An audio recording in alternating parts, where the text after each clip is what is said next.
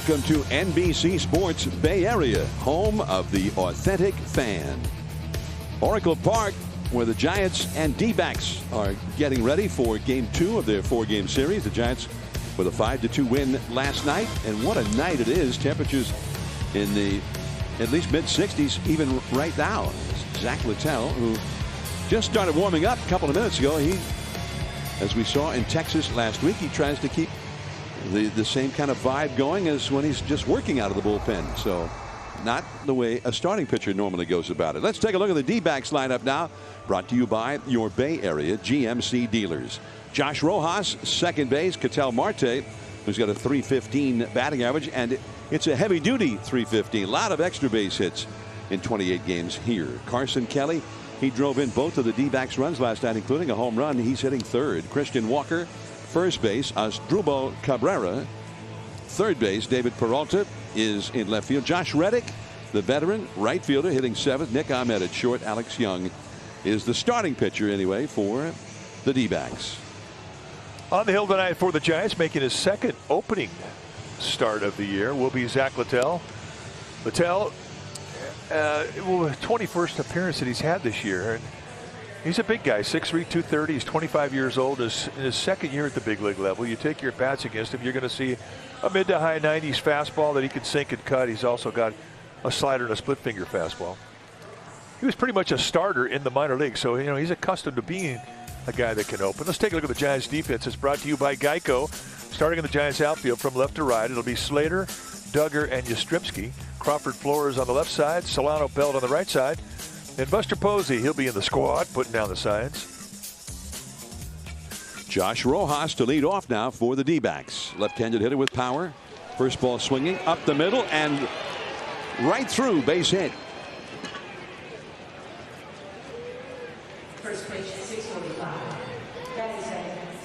So we are underway. The D-backs have a runner on base already for Ketel Marte. One thing, as you see, Sammy Long is up in the bullpen for the Giants. Craig Albanez, the bullpen coach, alongside there. But having Littell start, it keeps Marte from hitting from his stronger side, which when he bats right-handed, he's been one of the best hitters in the league for a while. And that misses ball one. Corey Blazer is the home plate umpire. Marte hitting .343, although the Giants held him hitless last night. He was 0 for 4. Adam Beck at first, Phil Cuzzi at second, Tom Hallion, the crew chief, at third.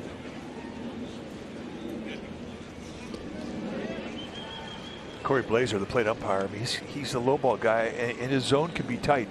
If he gives you anything, it's usually on the inside corner to lefties on the first base side of the strike zone. But it's a consistent zone, and you see a lot of guys griping about it.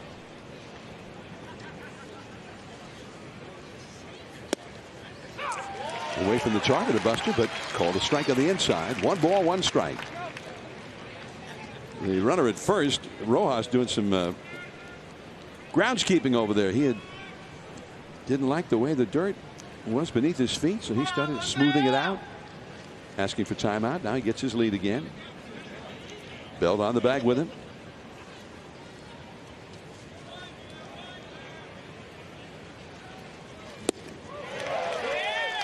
One and two. Good slider, good quick little down breaker.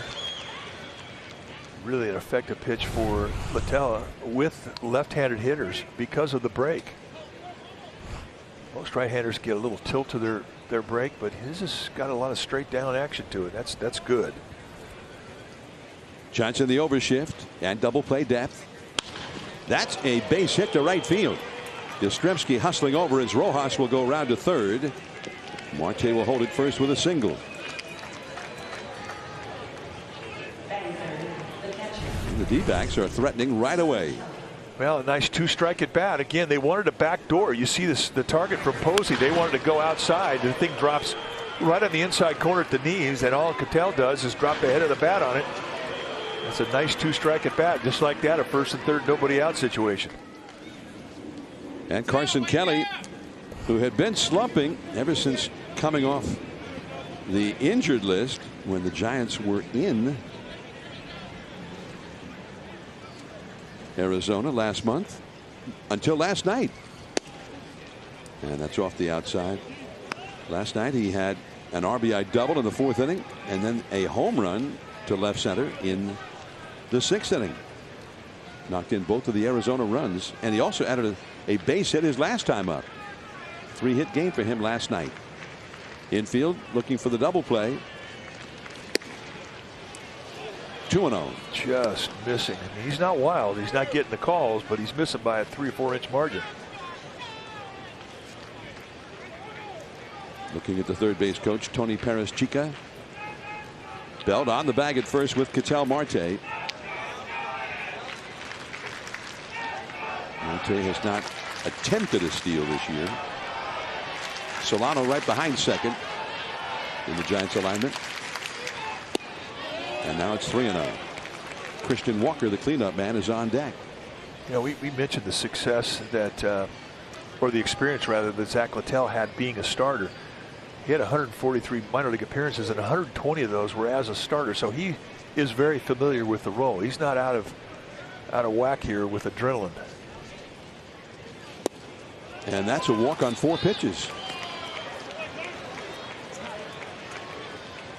3 men on, nobody out. Gabe Kapler alongside pitching coach Andrew Bailey. Torey Lovullo with the mask on in the Arizona dugout. He's the D-back skipper. Dave McCabe, veteran first base coach, talking it over with Carson Kelly. So the D-backs, they have visions of a big inning here right away against Littell. Giants would gladly exchange 1 run to get a double play ball here. The outfield kind of bunched up towards center. The infield playing Christian Walker to pull. High in the air, shallow center. Can anybody get to it? No! And a run scores, 1-0. Arizona. Wow, I thought off the crack of the bat this is going to be a nice out to get, because nobody's going to be able to advance. And I don't know if Duggar saw this ball very well. If you're playing the middle ball of this ballpark or in the right side, you're challenged because of the sun. And I don't see a great first step from either Yastrzemski or Duggar. And this just is a thing. Could not have run out there, placed it any more perfect than that. So pitching for your life now if you're Zach Littell. Asdrubal Cabrera, switch hitter, batting left-handed, .262 average for the year.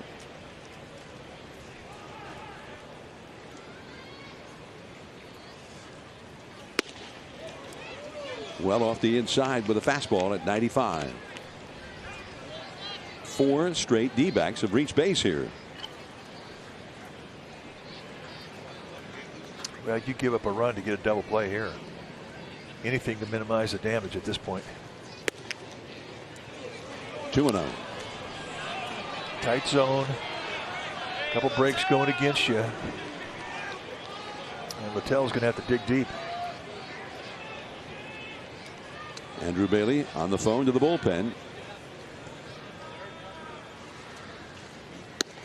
3-0.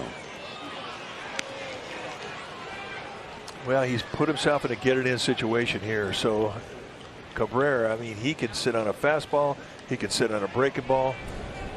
Do not expect him to take it if he gets what he's looking for. And Littell doesn't necessarily know exactly where the ball is going right now. And that is ball 4. So he walks in a run. Marte in to score, 2-0. Andrew Bailey, the pitching coach, out to the mound. A walk and a run batted in, credited to Asdrubal Cabrera, and David Peralta coming up. All right, time now for a Nextiva Mound meeting. When you need business communications for the office, the home office, and everywhere in between, choose Nextiva. Littell has thrown 14 pitches, and 9 of them have not been strikes. Only 5 strikes Well, I mean, this is the risk, though. When you have a starter, an opener, a guy who you want to get 1 or 2 innings in, I mean, this is the risk you run. I mean, if it goes haywire in the first inning, it's, you know, it really puts you in a hole. Well, this is the 6th man to come up in the inning. David Peralta, the veteran. Too high. And for the Diamondbacks, who've lost 11 games in a row, I mean, this is something that they haven't seen in a while. Really put together a big inning early in a game.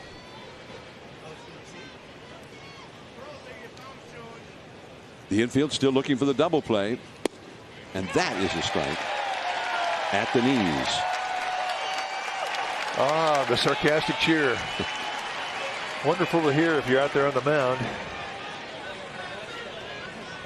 A ball and a strike to count. Carson Kelly at third. Walker at second. Cabrera at first. Up the middle. Base hit center field. Kelly scores. Here comes Walker.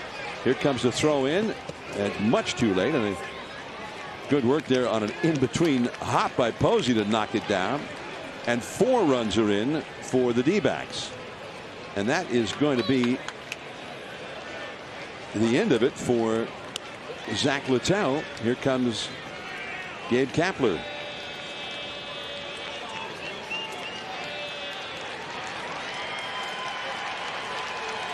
Sammy Long will come in from the bullpen when it's time for a change. Think Speedy Oil Change and Auto Service. Your trusted oil change, tune-up, and smog experts. All right, time now for the BMW Ultimate Performer. Sammy Long, Wednesday, made his debut in Texas against the Rangers. And how did he do? Well, he went 7 innings, gave up a hit, 1 earned run. He went 4 innings, rather, I beg your pardon.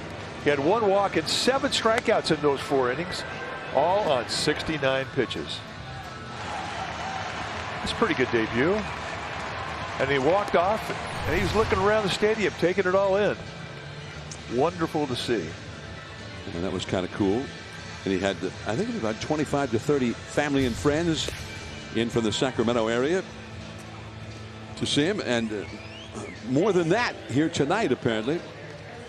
And he comes in already trailing 4-0 in this game. 15th pitcher with 7 strikeouts or more and 1 walk or less in his major league debut. Well, this is an interesting test for him here in that he's coming into an existing bad inning. There you see his family and friends pumped. All from the Bay Area or the Sacramento area. Josh Reddick, the veteran. And starts right away with that curveball. Josh Reddick, he's been around a long while, 34 years old. I mean, that is a good curveball. We saw him with mid-90s velocity in the fastball. That's the curveball you just saw in a changeup. And that fastball back just off to our left into the second deck. Strike 2. Sammy Long, I mean, not a tall pitcher. He's 5'11", 196 pounders, 25 years of age. And he's got a little funk in his delivery. I mean, the classic high 3/4 release, but he plants and he's got a little drag, which can upset the timing of a hitter. 1-2 now. 2 runners on base. Asdrubal Cabrera at second. David Peralta at first. 4 runs in. In Texas last week, Littell had a strong first inning, and Long came in for the second inning with a clean start. Nobody on base. That goes foul. Hit very softly up the first base side. Well, I mean, he had to be pumped up for his debut, and the fact that he went 4 solid innings, had 7 strikeouts. He had 1.5 in a row he struck out. But, you know, you wonder, for a guy growing up in the Sacramento area and obviously aware of this ballpark and this franchise, growing up watching it, cheering for it. Now you're in the uniform in that ballpark in front of your hometown crowd. I mean, he's probably got as much juice flowing as he did his opener in Texas. He struck him out. He saved the changeup for a 2-strike surprise. And everybody's excited in the Sammy Long section in section 119. Drop and drag, high 3/4 release. I love it. classic left-hander delivery. That is the first out of the inning. Here's the 8th place hitter, Nick Ahmed. Still 2 men on, 1 man out. Ahmed, the veteran right-handed hitter, 31 years old now. Oh, beauty, and it's 0-1. And it's great when you have a big curveball like that. It's great when you can get an umpire on board quickly. There are times that an umpire will miss a couple pitches just because of the size of the breaking ball. But Corey Blazer's right on it.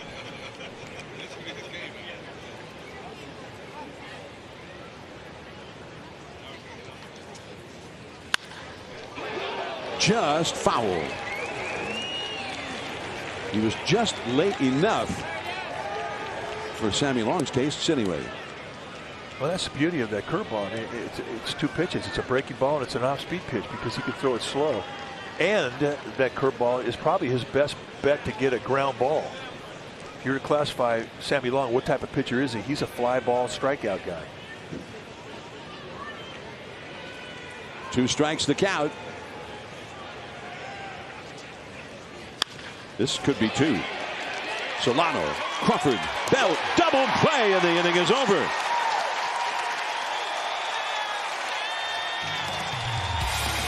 And the Sammy Long section is going nuts. Giants baseball on NBC Sports Bay Area is brought to you by WebEx. The future of work is hybrid. WebEx by Cisco. Giants coming up now, and they are down 4-0. And let's take a look at the Giants batting order, brought to you by your Bay Area GMC dealers. Austin Slater in the leadoff spot. Left field, Mike Yastrzemski. In right field, Buster Posey. Got a .314 lifetime batting average against the D-backs. 90 RBIs in 147 games against them. Brandon Crawford at short. Wilmer Flores, third base. Brandon Belt at first. Donovan Solano at second. Steven Duggar hits 8th. The center fielder, Sammy Long, is the pitcher, having replaced Zach Littell in the first half of this inning. On the hill tonight for the Diamondbacks will be Alex Young, the 27-year-old left-hander, 6'3", 220-pounder. This is what he has done in 26 games this year, all out of the bullpen. 3.45 ERA. Look at the walks, 15 walks and 28 2/3. That is an issue with him. He's got good stuff as he's averaging more than a strikeout an inning. He's got he'll sink and cut the fastball, low 90s with velocity. He's got a curveball and a changeup to go with it. Austin Slater hit a 2-run homer against Young in the 8th inning of that game in Arizona when he came in out of the bullpen as he drills one foul down the right field line. Strike 1 to Slater.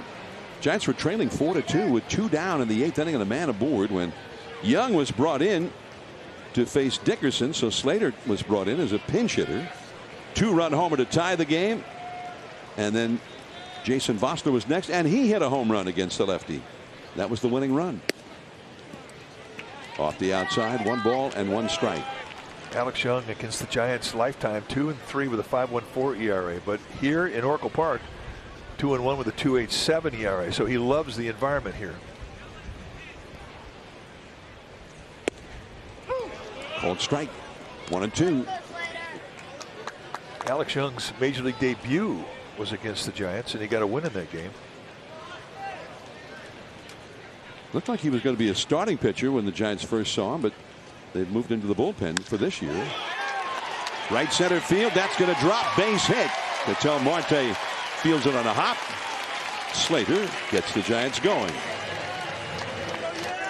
Let's check out the Diamondbacks defensively, starting their outfield from left to right. It's going to be Peralta, Marte, and Reddick. Best arm in right field. Ahmed and Cabrera on the left side of the infield. Rojas and Walker on the right side. Carson Kelly, he'll be in the squad, putting down the signs. Mike Yastrzemski, 224 average. Does have 18 doubles and 2 triples with his 6 home runs. The D-backs into the overshift against him. Nobody at shortstop. And a high pop-up back of third. Cabrera in foul ground. So that is kind of a disappointment for Yaz to go down on one pitch and just a pop up to third. Here comes Posey now. 329 average, 400 on base average, 11 home runs.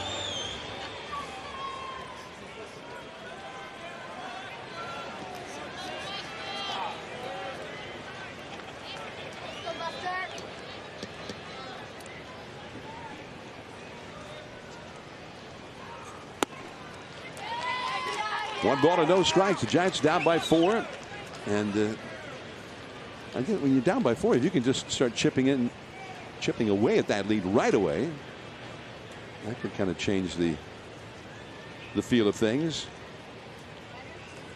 The other thing is, this is the first start of the year for Young, so he's likely an opener for the D-backs. 6 days ago, he did pitch 3 innings and threw somewhere 55, 60 pitches. I mean, in theory, they could extend him another 15 beyond that, up to around 75 if he was on cruise control. And it just depends on how much stress he has in this outing. Battling the sun out there, but Marte makes the catch.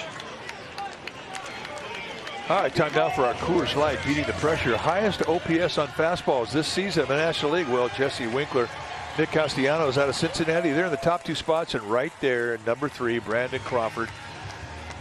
Major League Baseball average is 72, and he's at 1.125. It's good for him. Brian Reynolds rounding out the top 4. It's Jesse Winker of the Cincinnati Reds, who, what a season he's been having. The Giants saw some of that firsthand. Called a strike to Brandon Crawford.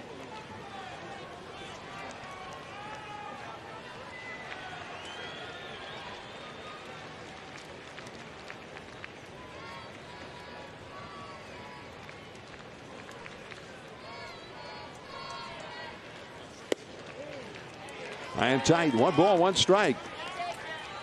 Keep up a 4 spot the first inning. I mean, it's a significant punch in the face, but you've got lots of time to come back. But it does mean a lot if you could put something on the board to answer the 4 spot the D-backs put in the top.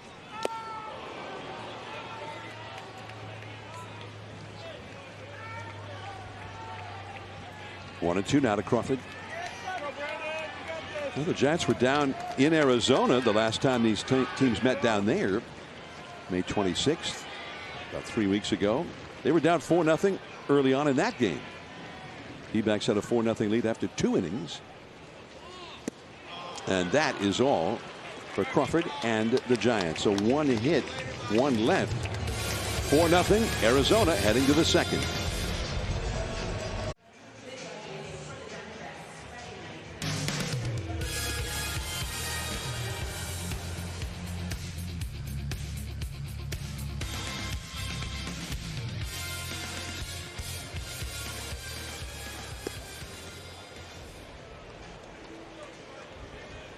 The first 2021 MLB All-Star ballot standings have been released, and currently Buster Posey is leading all catchers in the National League. Brandon Crawford is in 4th place at shortstop. Evan Longoria, Brandon Bell, Mike Yastrzemski, all within striking distance at their respective positions. The top 3 players at each position, plus 9 outfielders, will advance. Vote daily at sfgiants.com/vote to send your favorite and your favorite Giants to Colorado. Inning number 2, Alex Young, the pitcher, leads off here against Sammy Long, and it's quickly an 0-2 count. A fastball in there at 93 miles an hour. Leadoff man Josh Rojas on deck, and then Ketel Marte. 4-0 Arizona leading. Ooh, nasty curveball, and Buster tags him out. Standing ovation in the long section. Let's take a look at this 0-2 curveball. Trying to bounce it on home plate. Perfect pitch. Alex Young never had a chance. So Sammy Long has faced 3 hitters and has had 2 strikeouts and induced an inning-ending double play. So he's pitched 1 1/3 innings facing 3 hitters.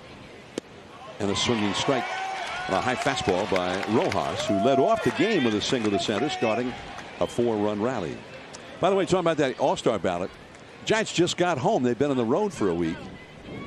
And usually the All-Star ballot standings changed based on which teams are home. So the Giants, I don't know if that's still the dynamic now in the internet age or not, but I would expect that somebody like Brandon Crawford will get a lot more votes this week with the team home. And there's a base hit for Rojas. He's 2 for 2. Man, it's the second inning. What the heck is going on?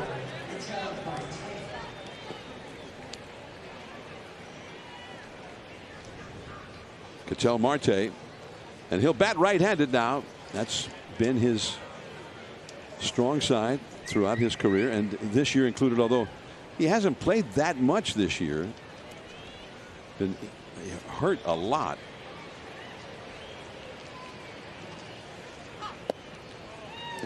One ball to no strike, but Marte batting right-handed so far this year, hitting .464. Well, you see the numbers he's had lifetime against the Giants. He's hurt him. He got a base hit in the first inning, and he's got a base hit here in the second inning. Rojas stops at second. So both Rojas, the leadoff man, and Marte, the number 2 hitter, are 2 for 2 in the game. Right there, out over the plate at the belt. He hit that ball 114 miles per hour.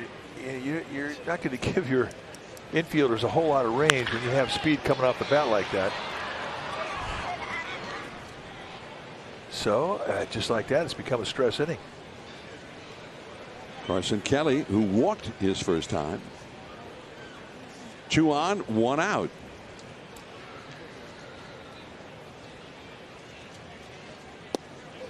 Curves him for a strike.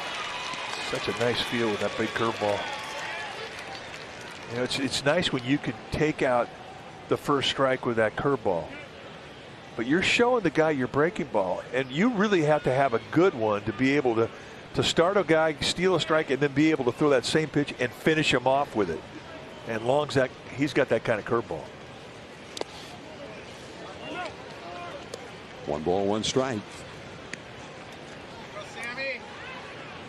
Arizona has been better. It has not been a good season, obviously, for the D-backs, but their lineup is generally better against left-handed pitching than against the righties. Beauty. Strike 2 call.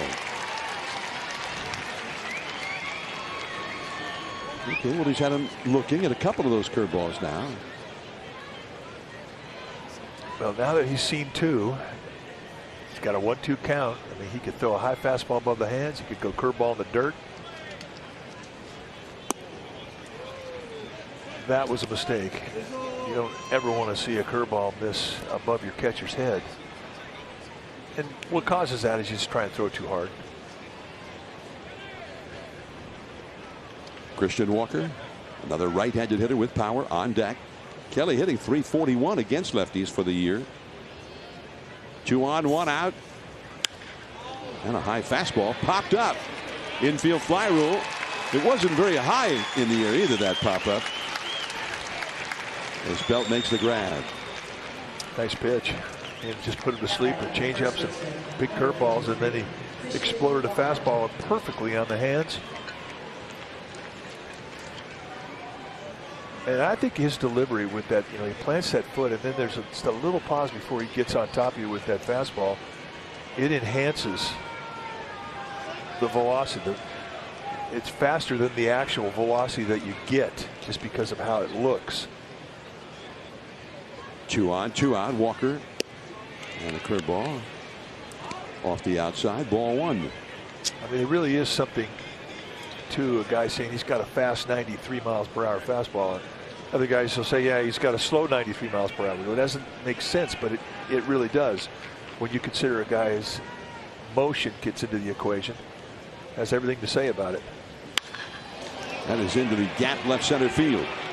Extra bases. Rojas in to score. Here comes Marte racing around. Here comes the relay by Solano. Too late. It's a 2-run double for Walker. 6-0 Arizona.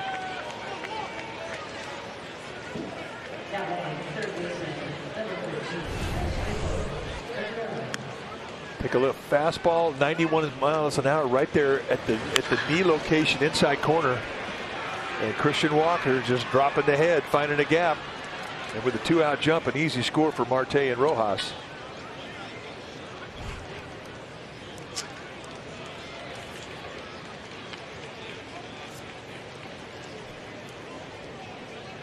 Now Cabrera, Asdrubal Cabrera, who drew a bases loaded walk his first time. So he hasn't yet had an official at bat, but he has a run batted in. Low and inside for ball 1. We mentioned Sammy Long, 25 years old.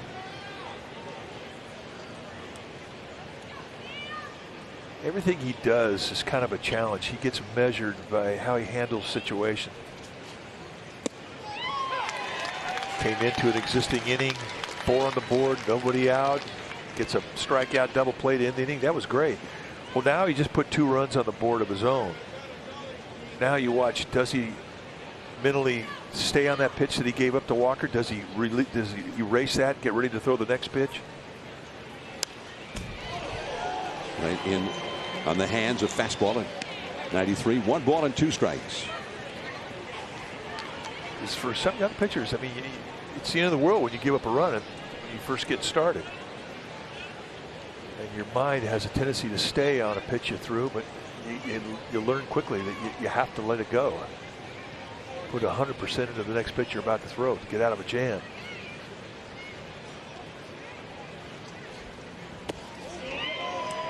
Well, he took it. It's a good pitch. 2-2. It's where you want to throw that 1-2 pitch. Walker hit that double at 106 miles an hour. Walker's a guy a couple of years ago hit 31 home runs for the D-backs. And this year, off to a very slow start. Then he got hurt.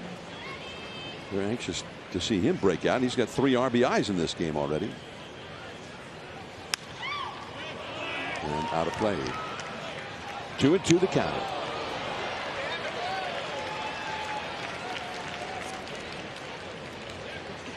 Most of the field covered in the late afternoon, early evening shadows, except a little triangular shaped area right at the 415-foot marker in deep right center.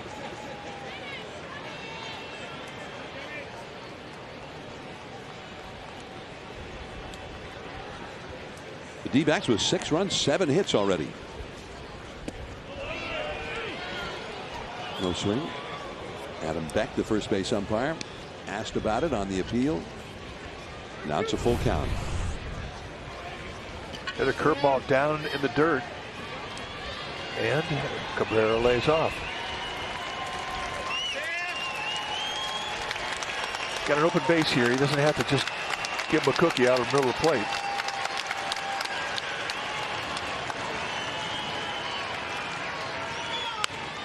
And a foul out of play on a fastball.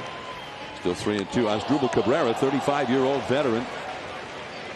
And he's had a pretty good career. A lot of different teams.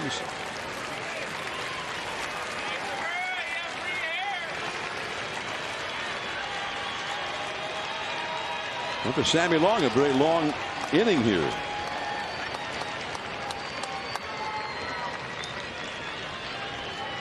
Walker at second, 2 down. That's into the gap. Duggar, no. Up over the wall on a bounce. Walker scores 7-0 Arizona. Pretty impressive at bat from Cabrera. Let's take a look at the location of the 3-2 pitch. A changeup.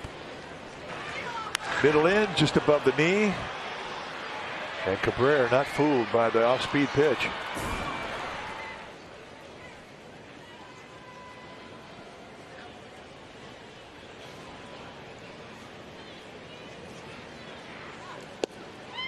A called strike to David Peralta, who hit a 2-run single in the first inning to knock Zach Littell out of the box. He is the D-backs' second leading RBI man, 35 runs batted in for the year.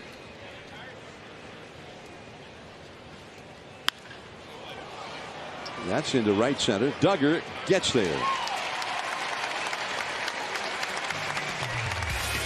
3 more runs. It's 7-0 Arizona.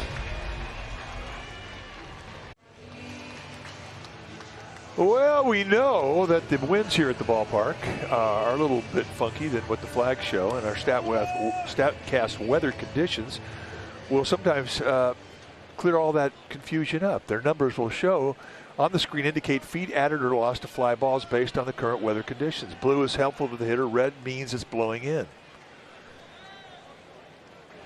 Wilmer Flores leads off against Alex Young, and strike one. One thing we observed today watching batting practice for both teams is the ball was jumping out of here. Not a lot of wind, and just all fields. Base hit out of the reach of Walker, who made a leap for it. That was hit very solidly by Wilmer Flores. Now this is 15 minutes ago. You can see the ground wind is coming in towards the hitter. Then it gets up and it swirls, and right now there's Carey to left field out towards the line. Now again, this can all change in the matter of an inning, but the winds here are finally illustrated so that we can all see as to where the carry is, and we love it. Brandon Belt now, and Brandon got it going last night, hit 2 doubles and had a walk, a run batted in.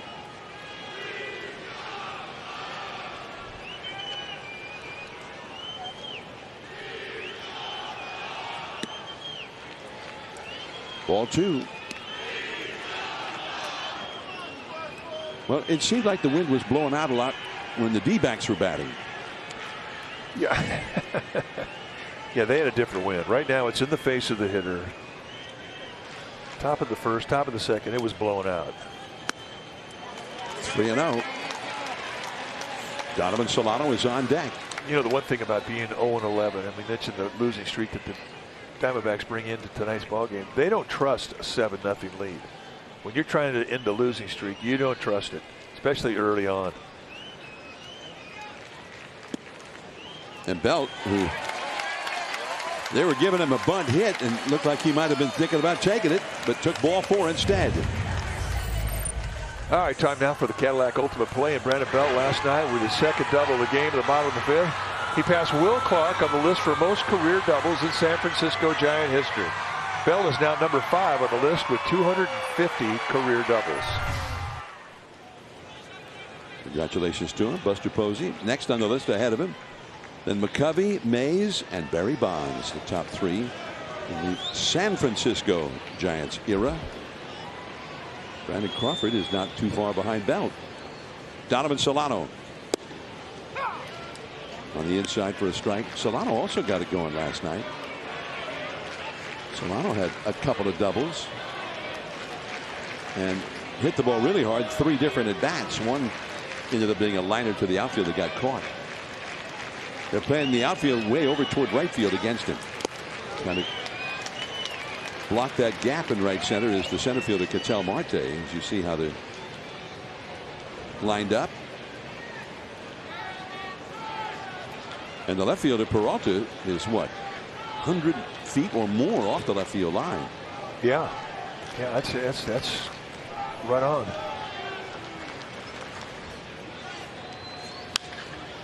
Foul ball past Ron Wotus off the third base line. But it's just remarkable as to how they can amass data of a game. Every pitch, every ball that's hit, the speed of the velocity of the ball coming off the bat, the type of was it a ground ball? Was it a line drive? Was it a fly ball? Was it a high fly ball? I mean, it's all chronicled. That's information that they use to formulate their defensive plan. Spin rate is chronicled every pitch. In the dirt and away from Kelly. Right over near Steven Duggar, who's on deck. Flores to third, Belt to second with nobody out. 90-foot gifts.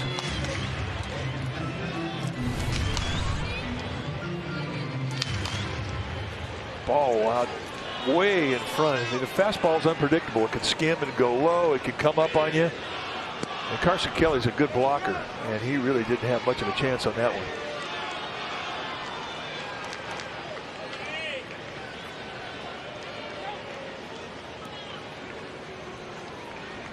Two and two the count to Solano.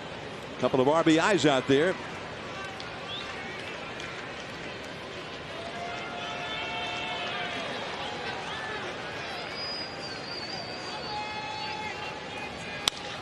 That'll get one run home.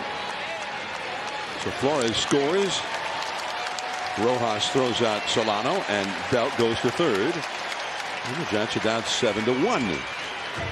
Yeah, and they'll take a productive out down 7-0 to get on the board. They'll take another one right here. It's all about bringing momentum back into your game when you get down big early. And that'll help.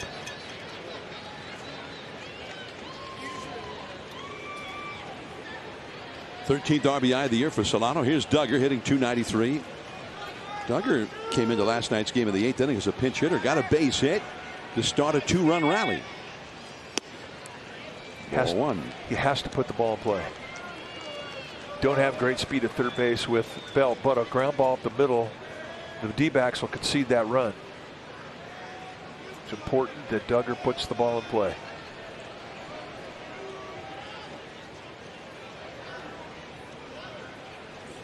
He crushes one high and deep, way back there. Adios, Pelota. That one is wet.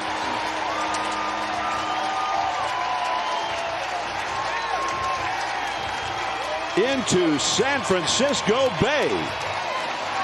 So he got Belt home and more. 7-3 Arizona. Wow. That got out of here quickly. They set an outside target. It's right up there, middle in at the belt, and that was not that far away from the area that used to give him trouble. He stays inside it, a flick of the wrist, and look at that, into the pond.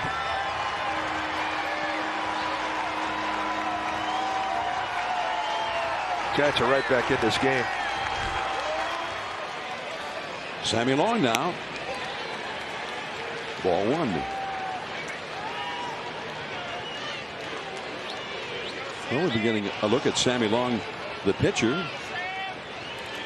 Now, Sammy Long, the hitter. Lefty versus lefty. And right down the middle for a strike. Hey, he's from Sacramento. He can hit. He's a Valley guy. Didn't you know all Valley guys can hit?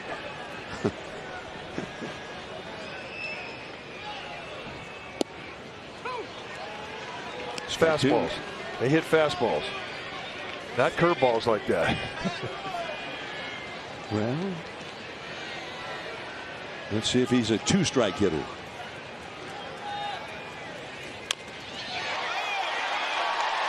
Carson Kelly throws him out. 2 down in the inning. Now a word from Toyota. With 10 models to choose from, Toyota has more hybrids than any other brand. Now's your chance to get $1,000 cash back on Corolla Hybrid, or $750 cash back on the Venza Hybrid SUV, or choose $4,500 cash back on Prius Prime. Toyota, let's go places. Austin Slater led off the first inning with a base hit for the Giants. When he hit that home run to tie the game 3 weeks ago in Arizona against Alex Young, it wasn't just a home run. He hit it 460 feet.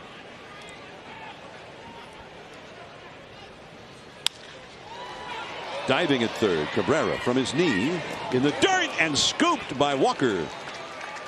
Well done on both ends. The inning is over. The Giants get 3. Steven Duggar gets hold of one. Tell it, bye-bye, baby. Into the bay. 7-3 Arizona after 2.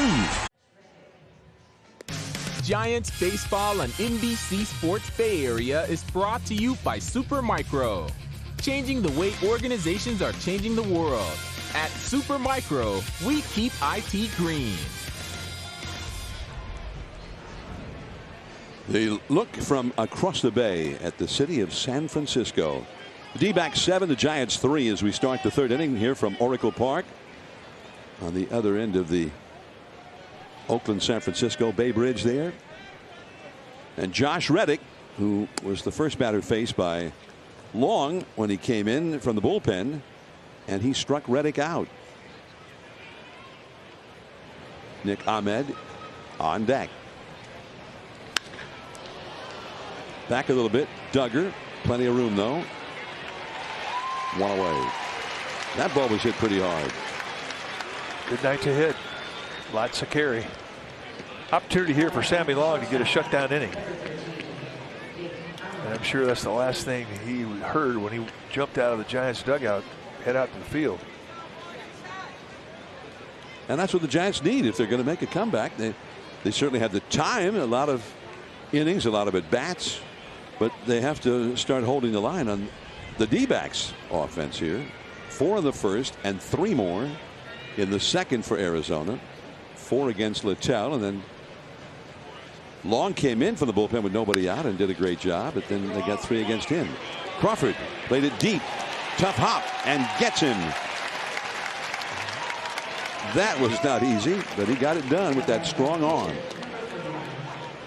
Well, check out the Giants taking on the Phils this weekend on Peacock. This Father's Day weekend. Don't miss the Giants-Phillies matchup starting Friday. You can watch the 3-game series live for free, but only on Peacock. Go to peacocktv.com/sports to sign up right now.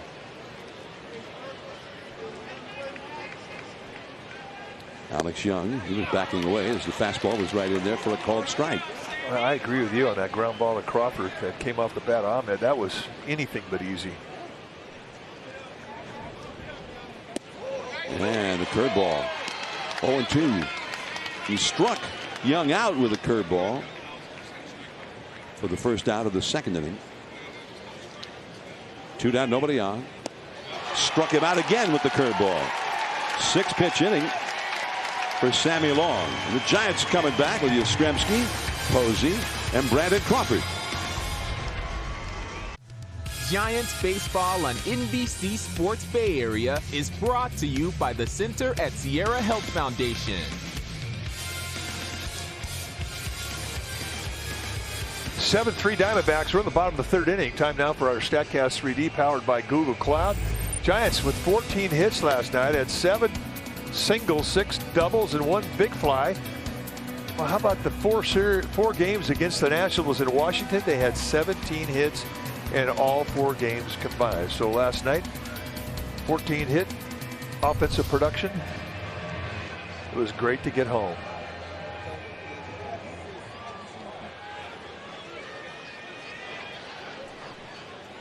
Mike Yastrzemski fouled out to third in the first inning, so he's 0 for 1. Buster Posey on deck against Alex Young. High and tight. 7 runs, 8 hits for Arizona. No, and 3 runs, 3 hits for the Giants. The Giants got all of their runs in the second inning. The last 2 on the spectacular home run by Steven Duggar. A ball and a strike now. Duggar's home run, by the way, was the estimate, the distance, according to StatCast, into the bay, 400 feet. Jumped off his bat at 106 miles per hour. And a pop-up by Yaz behind the plate. Kelly, and not quite. Hit the net. He needed a ticket to get that one.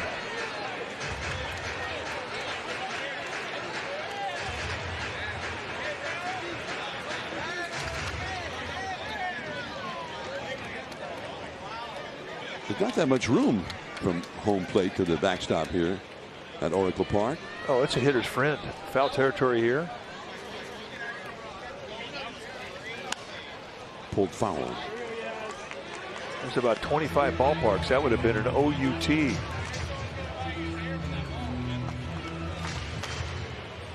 the new ballpark down in Texas, 42 feet from home plate to the backstop.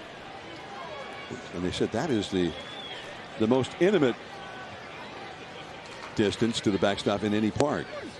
Strike 3 call. That fooled Yaz. Well, in commemoration of the 75th anniversary of the San Francisco Sea Lions, join the Giants for the annual African American Heritage Day this Saturday. Each special event order will include a Sea Lions t-shirt, that was the San Francisco's Negro League team, and a ticket to the Giants-Phillies game. Buy a special event ticket at sfgiants.com/promotions. Tony Stone, the first woman to play professional baseball, was a member of that San Francisco Sea Lions team.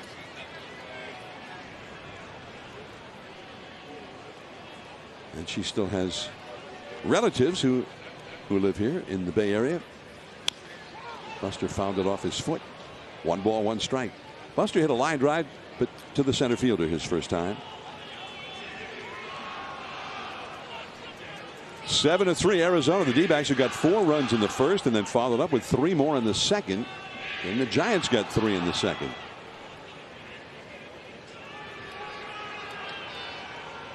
Posey at the plate. Crawford on deck.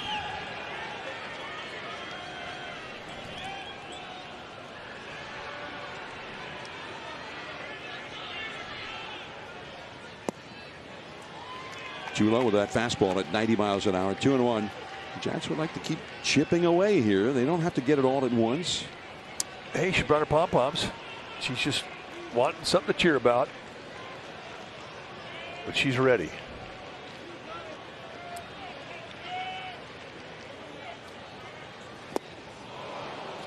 2-2. That's a good off-speed pitch. It has not happened very often this year that you've seen Posey this far out on a pitch and this badly fooled. I mean, there's a lot of reach there.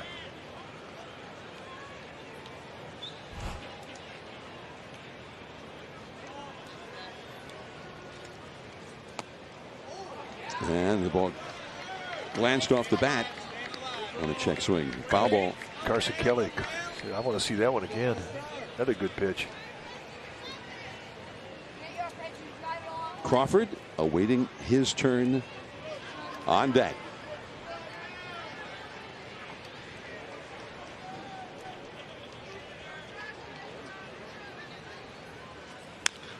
Very softly hit. Foul, third base side. Still 2-2 to Buster Posey. Another night game here tomorrow night. And Anthony DeSclafani, who pitched a 1-0 shutout win in Washington last Friday, will make his next start. He'll be up against Merrill Kelly, a couple of right-handers. And then the day game on Thursday, Kevin Gausman scheduled for the Giants Thursday afternoon at 12:45. sfgiants.com/tickets. Little bloop, shallow center, falling, and in there. That was kind of an emergency hack that worked out beautifully. There was nothing about that at bat that looked comfortable. It had a lot of reach, a lot of off balance. And it's just a great game of baseball. He just fights to make contact. It just doesn't get enough on it to get to the center field. And that, my friends, is a big league knock. And when you're down 4 runs and you put that pitcher right back in the stretch, that's a big thing to that Giants dugout. Well, Brandon Crawford, who struck out his first time. 340 on base average for Craw so far this year. He's tied for 4th in the league in home runs and 2nd in the league in runs batted in. In RBIs, he's tied with Nolan Arenado for number 2 in the league. Jesus Aguilar of Miami leads the league in RBIs. He's also tied not just with Arenado, but Fernando Tatis Jr. Staying with that off-speed stuff. 1 ball, 1 strike.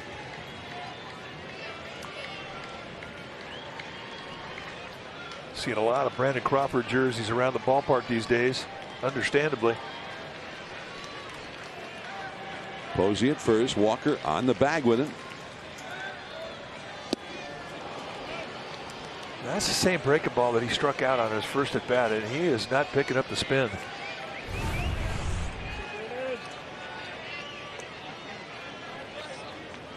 And I would expect to see nothing but a steady diet of that same breaking ball.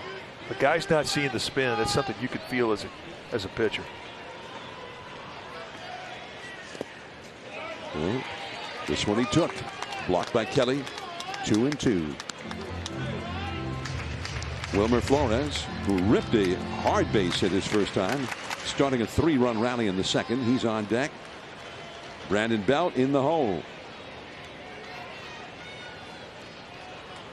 2-2 to Crawford.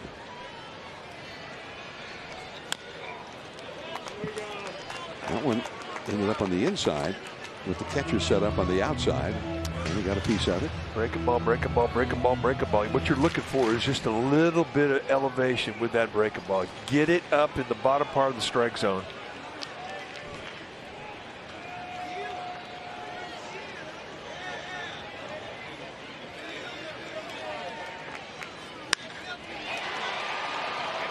Here's one at second. Ahmed back to first. And a double play to end the inning. Dave Fleming will be along for the middle innings with the Giants trailing 7-3. Top of the fourth inning here at Oracle Park, 7-3 Diamondbacks. And now I'd like to introduce my friend and my partner, Dave Fleming. Welcome. Well, can I still say there's a long way to go in this game? Oh, of course. Yeah, I mean, look, when you've lost 11 games in a row, you're not thinking it's a slam dunk if you're the Diamondbacks. So a lot of games to be played here. And that's where I thought that Steven Duggar swing was big. I mean, it just puts a little doubt in the minds of the D-backs, some hope in the minds of the Giants. We'll see. How's your look at Sammy Long in person for the first time? He's passed a lot of tests.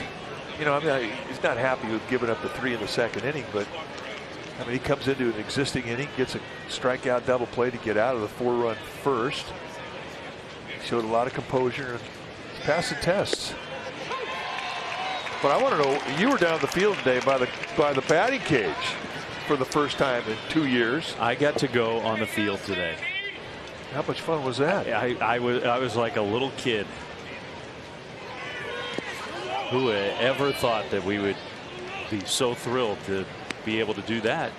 But I went and watched some BP, talked to some Giants players I hadn't seen in person in a long time, introduced myself to some players that I'd never met. Coaches. On the ground, Rojas, kind of a tricky hop. That was well played by Belt. Josh Rojas, I think, is happy that Sammy Long caught that ball. That was funny. Sammy Long did not get off the mound quickly, and that ball was going to be right at Rojas if it gets by Sammy Long.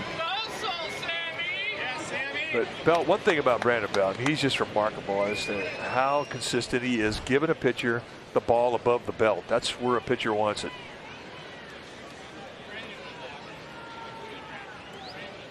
So that was pretty good play there for out number 1.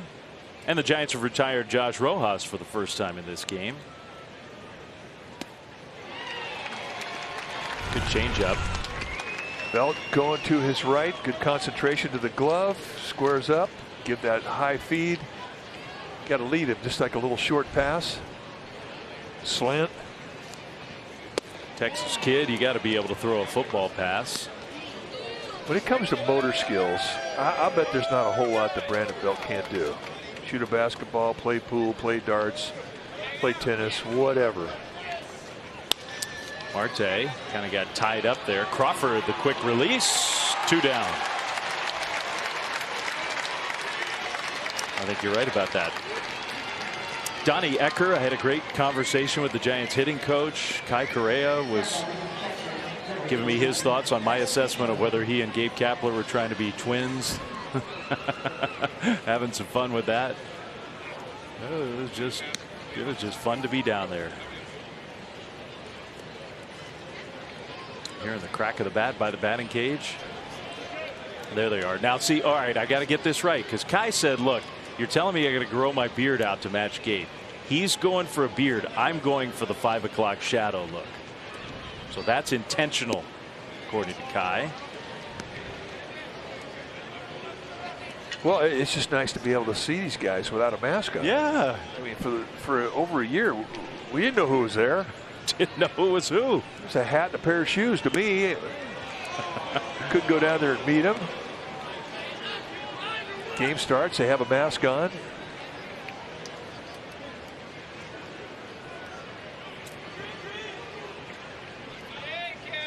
Two down for Carson Kelly. And a 2-ball, no strike count. He ripped that one just foul. Slater came up ready to throw, but a foul ball.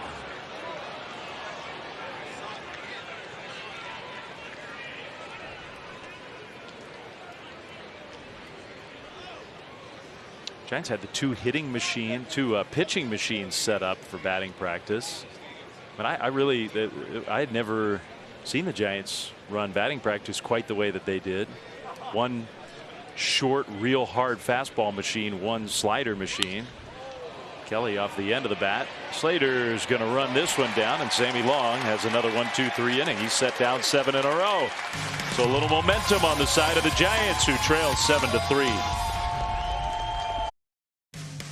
Giants baseball on NBC Sports Bay Area is brought to you by Toyota.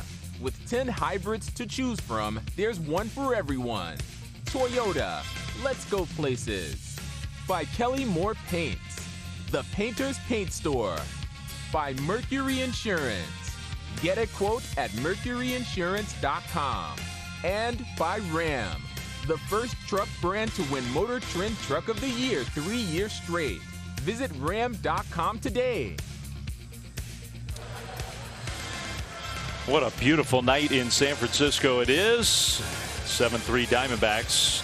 Giants obviously didn't get off to a great start in this game, but in those bleachers here at Oracle, still some hope.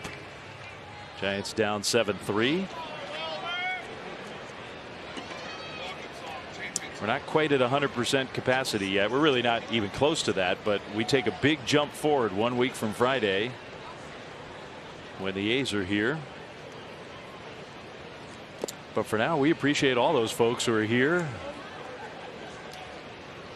I spent my whole big league career thinking, man, a crowd of 10,000, what happened? Nobody's here. And now a crowd of 10,000 feels like just as good as it gets. Oh, yeah. Yeah, well, I can't wait till it gets full for the first time. That's going to be like opening day, 2,000. I think Los Angeles has let Dodger Stadium these last couple nights open up 100%. Wilmer takes a ball. But it's just so cool. I mean, this past week I watched games at Wrigley Field and at Fenway Park, and they were packed. And it just felt so good. It sounded so good.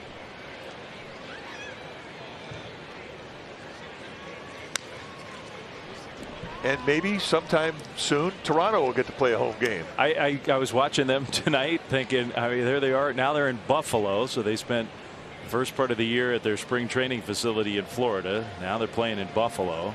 The whole place was full. I mean, it's in the state of New York. The whole place was full of Yankee fans. They're playing the Yankees. Wilmer on the ground toward third as Drupal Cabrera will throw him out. And now a word from Cal Hope. Hope lives here at Cal Hope. Call the Hope Warm Line at 1-833-317-HOPE. That's 1-833-317-4673. And visit calhope.org. Hope lives here. Brandon Belt, who walked and scored a run. Back in the second inning here in the fourth with the Giants down 7-3.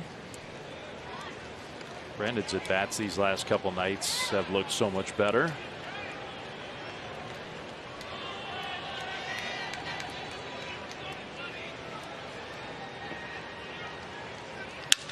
A little broken bat flare that's going to be a hit. Barrel of the bat, at least part of it went flying. Belt will take the hit. You know, when you're going bad, you never get a hit like that, ever. I mean, more often than not, you're hitting a 109-mile-an-hour bullet to the second baseman that gets snagged. See Joe Mantiply starting to get heated up.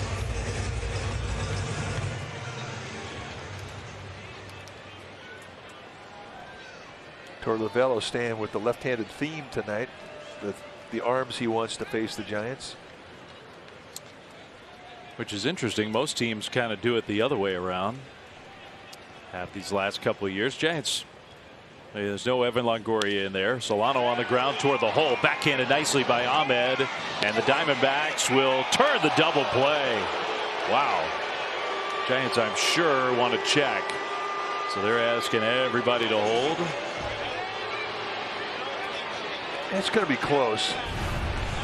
They have a chance. Ooh. I mean, that's, I think, a tie, but it's definitely down by 4. That's one you want to look at. I don't know if there's enough there to overturn it. So they are going to ask the umpires to consult with New York. Take a look.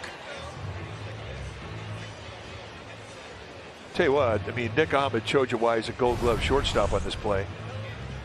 The very fact that he even had an out, let alone 2, is remarkable. I don't know if there's enough to turn it over. Safe. How about that? So that's a break. And Steven Duggar, who's got a home run in this game, gets another chance to hit off Alex Young. Whoever the replay umpire is in New York is the greatest replay umpire of all time. Yeah, it was quick. Take a look at it. Make your decision. Let's go. Well, he just got his pizza and it's getting cold. Whatever it takes. You're right. Duggar comes to the plate here. Man, did he smoke that ball. His first career splash home run. Yeah, that ball jumped out of here.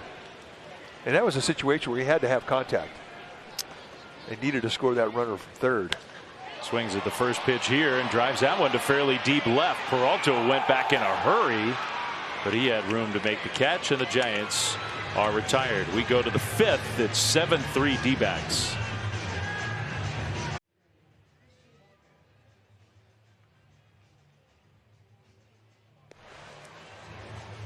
(7-3) Diamondbacks leading the Giants. Sunday, of course, is Father's Day, so let's check out this Father's Day memory brought to you by Wendy's. I want to wish my dad and dads everywhere a very happy Father's Day.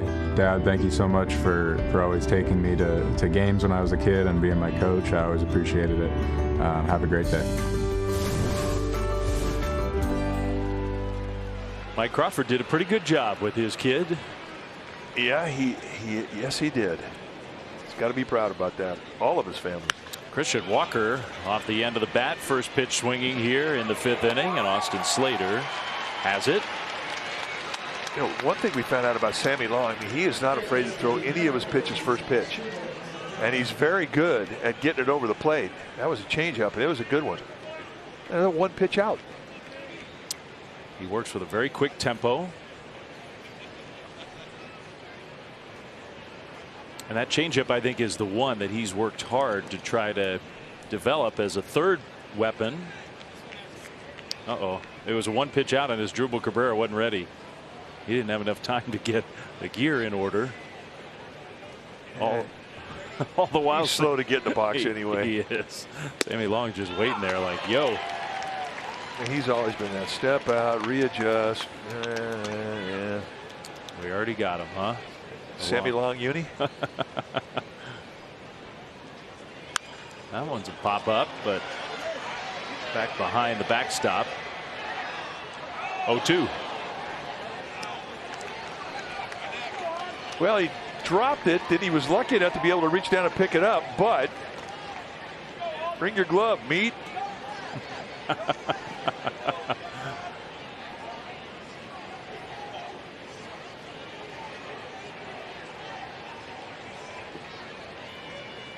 Cabrera has not made an out in this game. He has walked. That was close. Oh, strike 3. He did get it. Good 0-2 curveball. I mean, right through the base of the strike zone.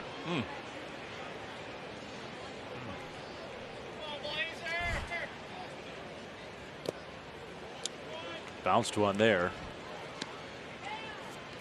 Well, I like he went back with another breaking ball, and I like that he went low with it. Because the tendency, especially for young guys, is if they don't get that pitch, they raise it up just a little bit. For a guy like Cabrera, he's a good off-speed hitter. You throw something that's soft in the strike zone, he's gonna hurt you. Well, he went with it again. This time he missed well up. So he was thinking he had him struck out. Now it's 3-2.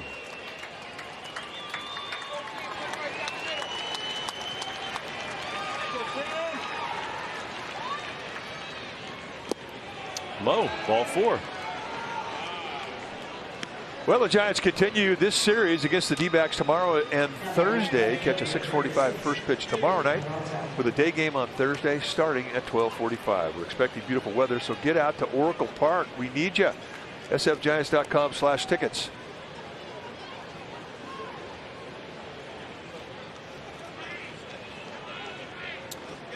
Really just could not be nicer here tonight. Supposed to be the same tomorrow, and then we get the Sunsplash day game on Thursday. Some close pitches being called balls right now. Yeah, but Corey Blazer, I mean, he's got a tight zone, but I can't fault the guy because he's consistent with it. I mean, it doesn't bounce around. What you get in the first, you get in the ninth. That one is hit to right. Yastrzemski is going to have to watch it and play the carom. Cabrera headed for third. That throw kind of ballooned, but it got there, and that at least holds the runner at third. But the D-backs have second and third with only one out. It's be interesting right here. He's facing Reddick, a left-handed hitter, and it is a strikeout situation with 2 on and 1 out. He set the target on the outside part of the plate, and he misses on the inside corner, pays the price. I mean, you know, when he's missing location right now, they're jumping on it. He really hasn't had a lot of luck with missed location tonight.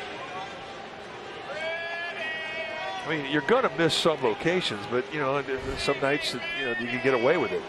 He has not gotten away with it tonight.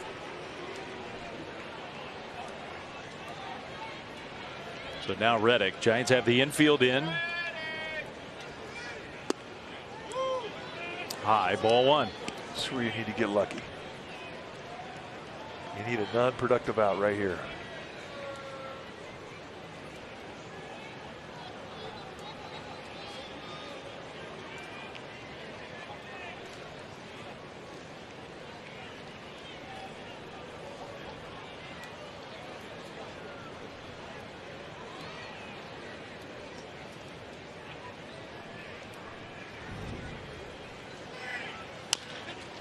Well, that one was hit so poorly, it's going to turn into a run. That's a break. Diamondbacks have had so many moments like that in this game. It's 8-3, 2 down. Yeah, it's a pretty good play here from Sammy Long. I mean, he actually had visions of grandeur, thinking home, and he's coming towards the line. This would have been a really off-balance throw, but he knew he had to get it out, and in the end, he opts wisely. But I like the thought. He's a good athlete. Showed a little something there. Nick Ahmed with 2 down. It's a big get right here for Sammy Long. Can minimize the damage here to 1. Strike 1. Change up.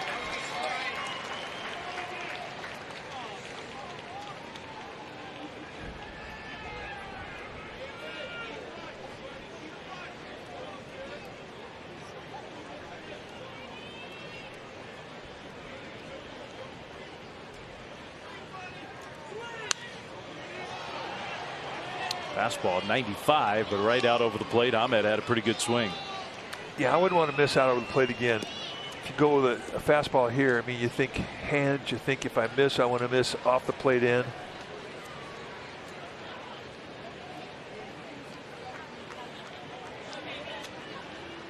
We saw him in that start against the Rangers in Texas. I mean, he's got some people you would call it glove side into a right-handed hitter. He's got some command to that part of the strike zone. That one down and sprayed foul. They wanted that high fastball above the hands. It wound up going at the knees on the outside corner, but Nick Ahmed is a good middle away guy. That's where he gets a lot of RBIs.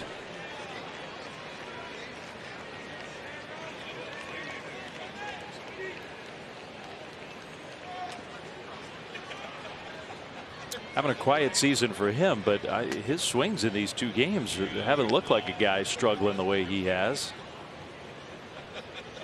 0-2, and he hits that one to right. Yastrzemski for out number 3, and Sammy Long did limit the damage. D-backs though get a run. Mid-5, they lead 8-3.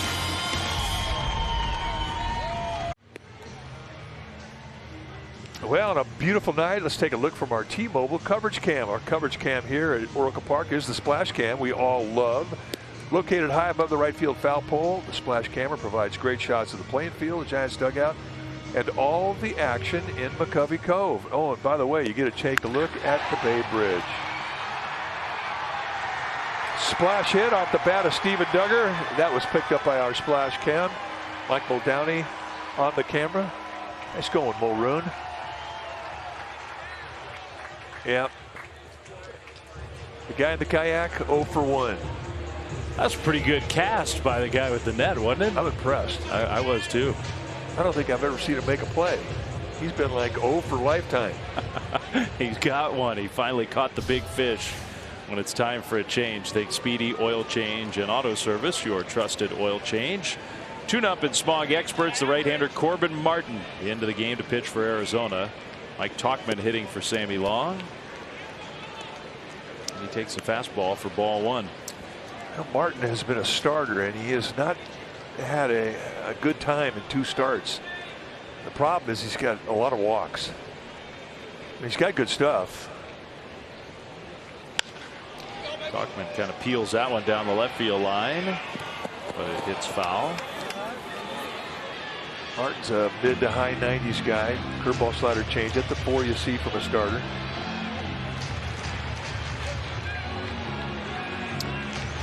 He's a big prospect and has had some injury problems. He's coming back now to full health, but maybe not quite yet to full sharpness. They still expect him, and they're counting on this guy to be a big part of their future.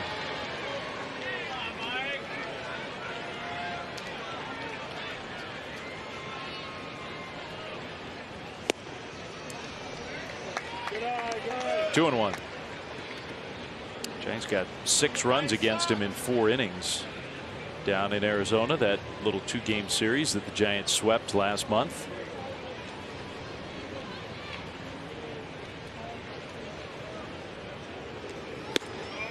Three and 1.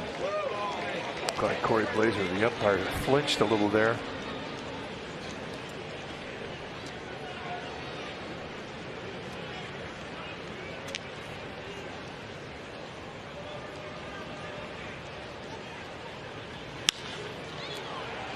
Tauchman again down that left field side, and again it hits the net.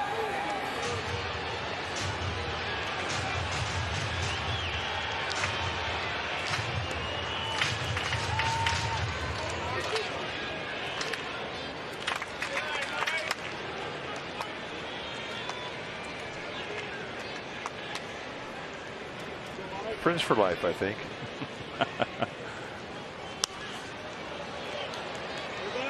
96 miles an hour.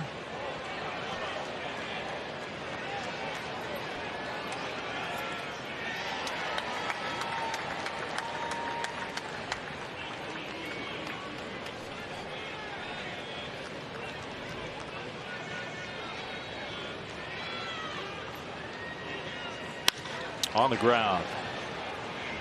And Rojas will throw out Tauchman.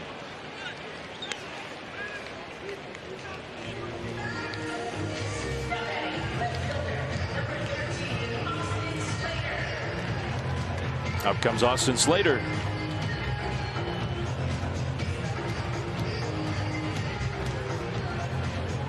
Slater started to get his swing back, I think. He hadn't played a lot. The Giants haven't seen a lot of left-handed pitching. I know, they just haven't seen a lot of games within their division. I mean, that's where all the lefties seem to be, National League West.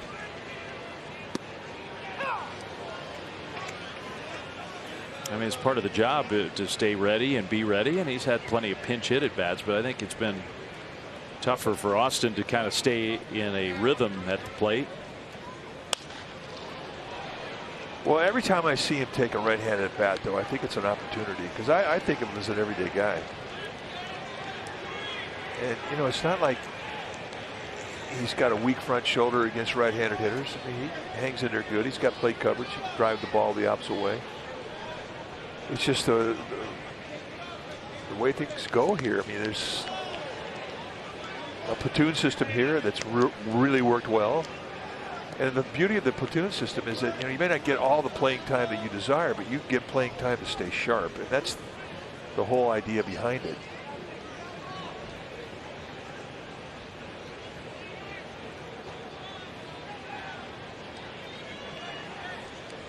One-two. You know, I've seen teams, especially Dick Williams' teams, you know, up in Montreal or San Diego. He would put the same 8 out there every day. Tommy Lasorda would put the same out there every day. Same 8 guys. Got him swinging. You know, that's great to keep those same 8 guys sharp, but you got guys on the bench that could go stale.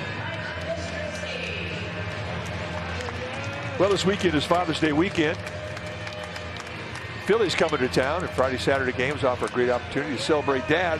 And then Sunday's game has limited availability, so plan ahead. We need you out here. Go to sfgiants.com/tickets.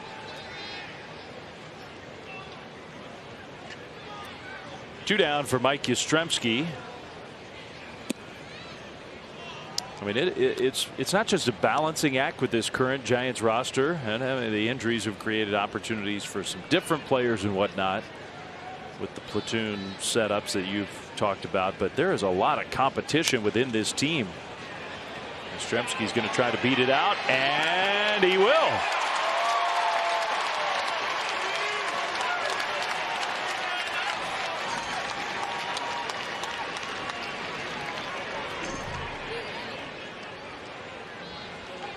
Two out infield hit, we think.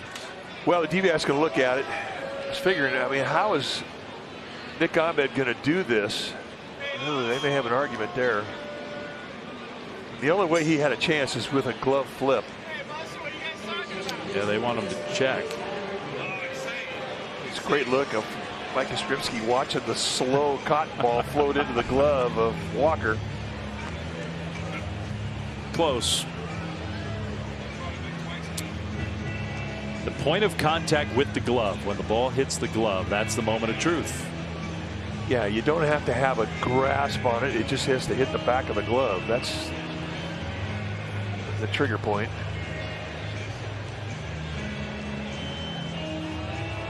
It can't be inside the pocket but not touching it. As soon as it touches, that's where you make the judgment.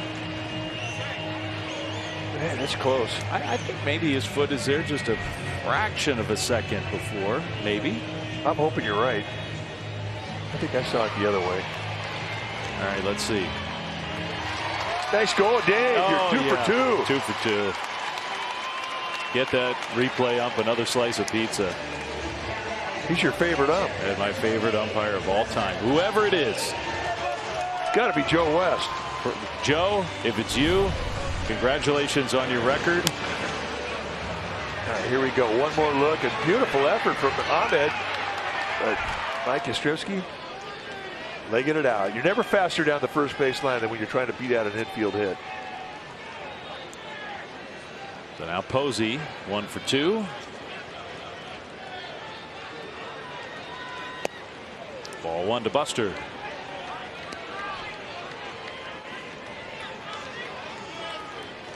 Feels like one of those pitchers where Posey, if he gets one of those fastball mistakes, you've talked about the lack of command that this guy Corbin Martin has had. If he misses with a fastball, Buster can turn on it.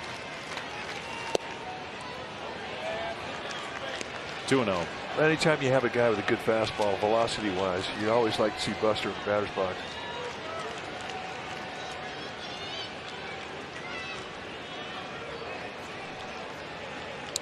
A 4-run first and a 3-run second for the D-backs.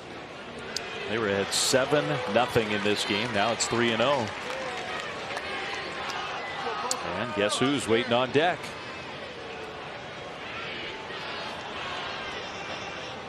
Posey, I mean, there are lots of times where he likes to swing 3-0. I would not think this would be one of those times. No, if a guy's going to dig a hole, especially a guy who's averaging almost a walk an inning, let him dig the hole. You're down by 5 runs, you need base runners.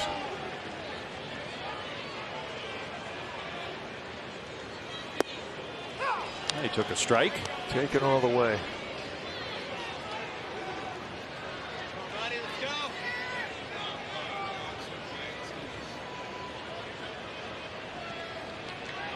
Still good hitters count for Buster. 3-1. Had a great swing. He was trying to put it over the Coke bottle in left field. He might have just missed doing it.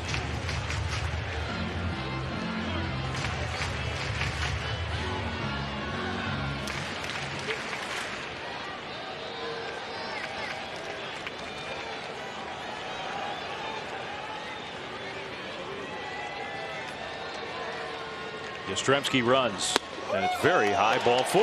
Easy take. It all started with an infield single.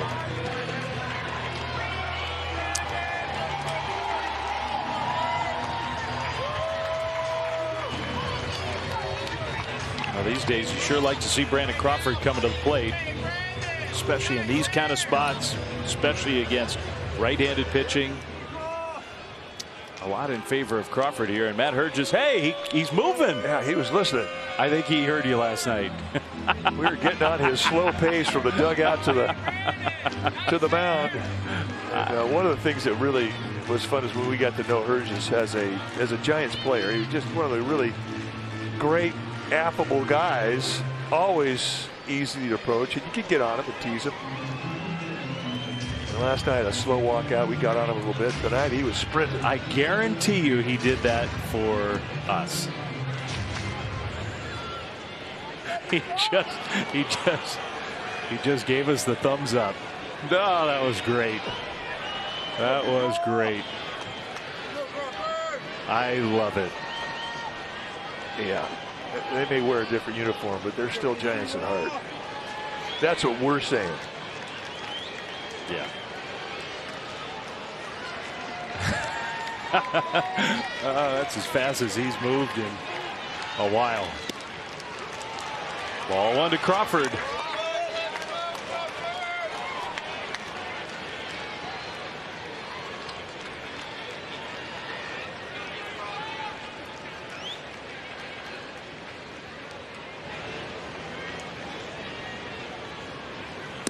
Two 2-0. Right now, he's not thinking about a corner. He's just thinking about, I have to throw a strike here. And that's such a bad place to be as a big pitcher, because you're really at the mercy of the hitter. Giants home run leader at the plate right now.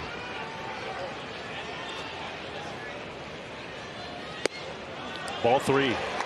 That's the other thing too. I mean, you get wild like this, and you're not going to get a corner call from an umpire with a tight strike zone, and that's been the case tonight. It's been a very consistent zone, very fair zone,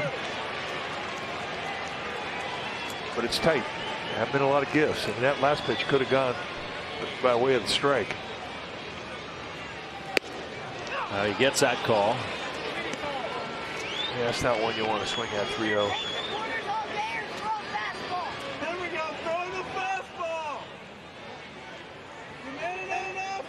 Chance here for the Giants to get back in this game, down 8-3. 3-1. Crawford. That was a changeup, and he was swinging for the fastball. It's the best pitch he's thrown in this inning.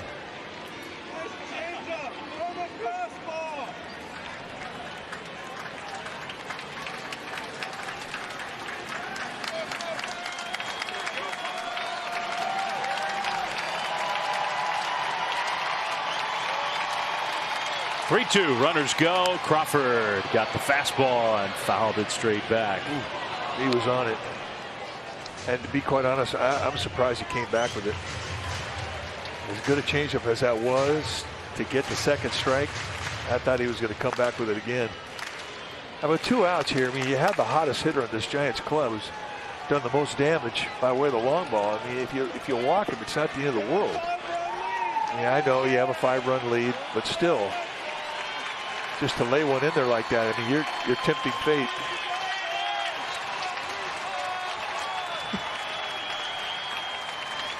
"3-2." And he missed with the changeup, ball 4. That was a great take. Bases are loaded.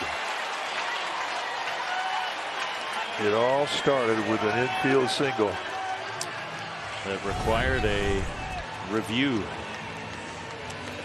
Just a bit off the plate inside. And just a good eyeball right there. So they keep the line moving to set it up for Wilmer Flores, who swung the bat well tonight. Wilmer, line drive base hit his first time up. Giants have been excellent with the bases loaded this year.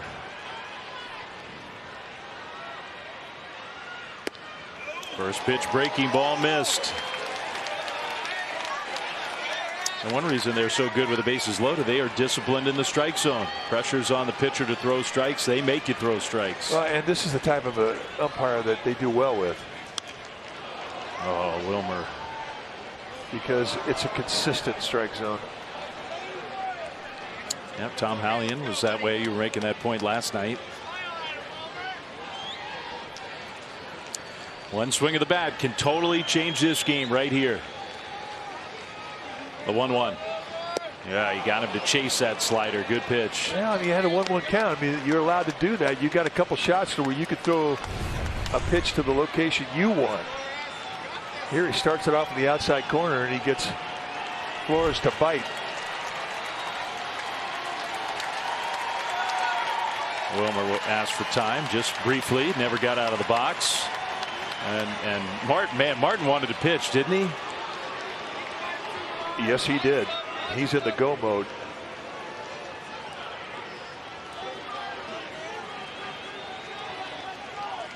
One-two. That one right off of Martin. And he's going to make the play to first. Man, a bullet off the bat of Wilmer Flores, and the pitcher got in the way. So the Giants do not score. 8-3 D-backs. Well, add to your bobblehead collection on Saturday, June 26th, where the Giants host the Oakland A's during Welcome Home Weekend. First 15,000 fans will receive a Yaz bobblehead presented by Bank of America. There are no testing requirements to enter the ballpark beginning June 25th. So get your tickets on to Welcome Home Weekend and all Giants home games after that. All Giants home games, period. Go to sfgiants.com. All right, new pitcher for the Giants when it's time for a change. Think Speedy Oil Change and Auto Service, your trusted oil change, tune-up, and smog experts. Connor Menez, what a great job he's been doing. Well, 5 games, he hasn't given up anything. 11 strikeouts against 1 walk. He's gone 2 innings in all 5 of those appearances. It's the pitcher, Corbin Martin, who's hitting.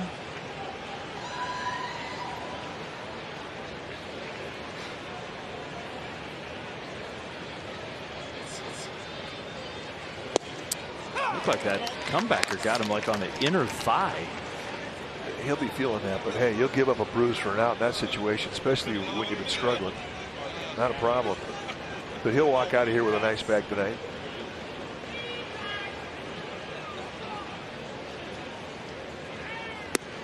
There's a strike. That's been about one of the most generous strikes we've seen tonight. Corey Blazer, who played umpire. Menez, he'll give you a low 90s fastball. He's got good sink. He'll put the ball on the ground. You see the slider. He uses that a lot. He's got a curveball and a changeup to go with it. You got Martin to strike out swinging. Now a word via WebEx by Cisco. We need that part. It's nearly done. Can you repeat that? that's better. It's done. With WebEx, the McLaren Formula One team is collaborating like never before. Introducing the WebEx Suite, driving hybrid work. Top of the order. Diamondbacks have an 8-3 lead. They had a 7-0 lead before the Giants hit in the bottom of the second. It's a strike from Connor. Really the easy thing. I mean, the Giants, Connor Menez has been the guy kind of going back and forth between Sacramento and the big leagues. And it might have been easy for the Giants just to send him down when they needed a spot, but he's been pitching so well, he earned the right to stay here. Well, he's got a lot of value because, I mean, you can bring him in early in the game and he can get through the lineup one time. He can come into an existing inning and get a ground ball for you. He can spot start if a starter has the flu or can't go. Those guys are very, very valuable. I mean, it's the Yusmeiro Petit mode. Really is. What a swing by Rojas, who gets his third hit. Man, Josh Rojas, hey, you can get the barrel of the bat on the ball. Put it in play, you never know. I mean, that's a cheekless swing right there. I mean, just poking. Big league knock. Yeah. His third hit of the night. He's a good little player. He's kind of a Giants kind of player. He can play all over the field. He's played in the outfield. He's played shortstop, second base. So Marte, 2 hits for him. Top of the order has been extremely productive for the D-backs.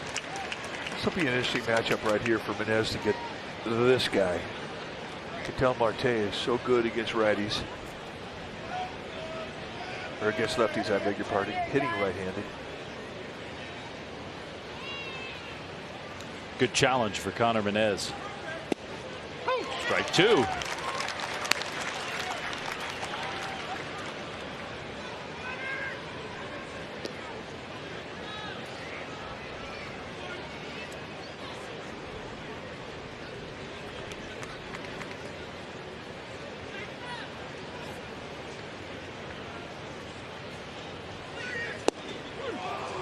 Called strike 3. And he's still looking for an off-speed pitch. And he knew it. I mean, it's even a better location in the strike zone than the previous pitch. So a 3-pitch see ya, and the dangerous Marte sent packing. That's impressive. That's a clear-cut case of listen to your catcher. Don't shake off Buster Posey. 2 down. And another challenge here. Carson Kelly has come to life in this series.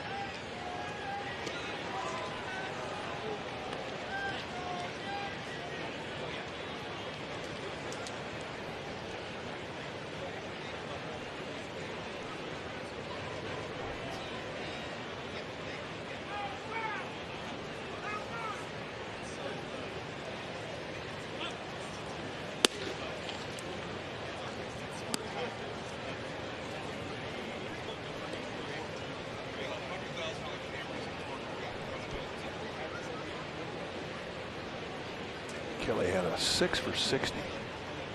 That's a rough spell for a guy who's a good hitter. I mean, he is a good hitter. So it's not a shock that he's coming out of it.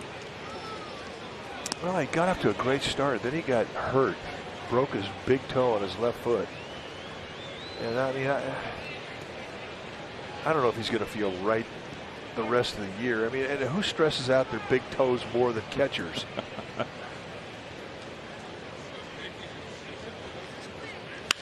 Pulled that one into left field. That's a hit for Kelly. And Rojas is off and running. Slater does a good job cutting it off. So even though Kelly's going to make it into second, that for the moment keeps the Diamondbacks off the board. That ball gets to the wall. That's a score for Rojas. That indeed was a nice play from Austin Slater. And he knew this 2-out jump from Rojas with his speed. Backhanded it like he was playing in the infield.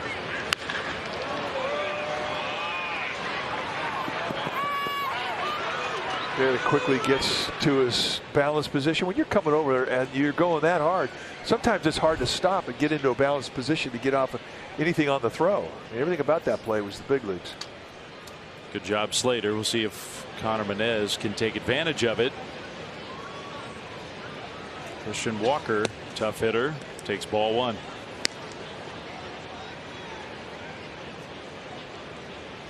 And he's a guy who's missed a ton of time this year, and he's never found his groove.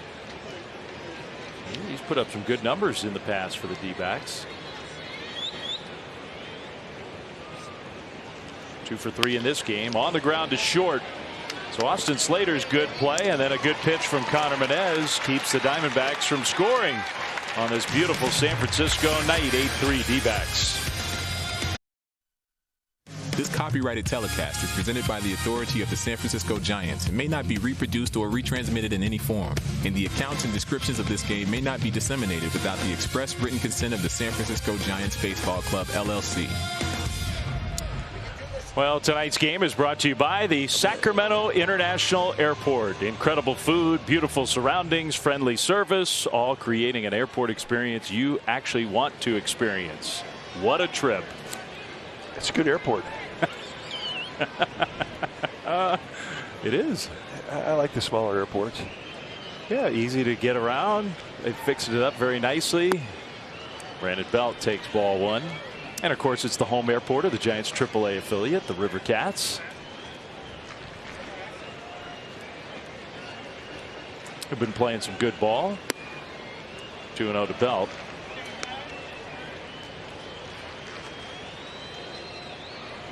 Yeah, there's been a lot of transition with players up and down because of the injuries to the big league club. And it's really hard to maintain a chemistry when that happens to you as a team. Giants minor leagues as a whole are having a very successful 2021. Belt had a pretty good cut there. A lot of exciting stories going on down there with Giants prospects. And the San Jose Giants, which it's still taking me a little bit to get used to. They're the low A ball team now, not the high A ball team. But they're playing great. Yeah, we encourage you. I mean, go to the MILB website and go check it out. Just cruise around for an hour. Check out the teams and go check out the Giant affiliates. Belt hits a high drive, right center field. Did he get enough of it? All the way back, and it's one hop into that archway. Belt's going to dig for third. There he goes. Brandon Belt has a triple.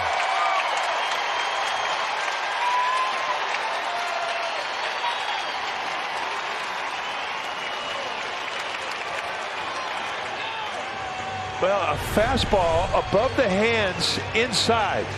This is significant. When he starts hitting that location, that's when he gets hot.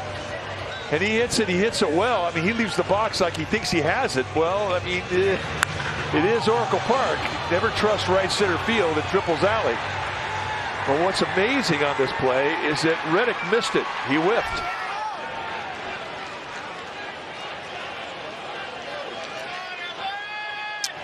And he hit that almost 390 feet. It would have been a home run according to StatCast in 22 different parks around the big leagues. Solano had a good rip. But he thought it was a home run in this park, I think, when he first connected. Yeah, I think so. But again, I mean, Reddick's a good outfielder. That's the ball that I think he's thinking should have been caught. But I want to go back to the point you made. When Brandon Belt starts hitting that pitch, that's a sign of good things to come from him.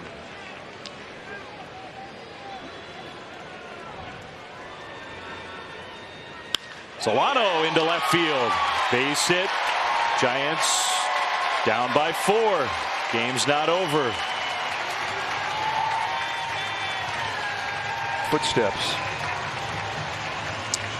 That's what you start to hear when you've lost 20 games in a row on the road. Just a hanging breaking ball, middle in, just above the knee. That ball had "hit me" written all over it, and Solano didn't miss it.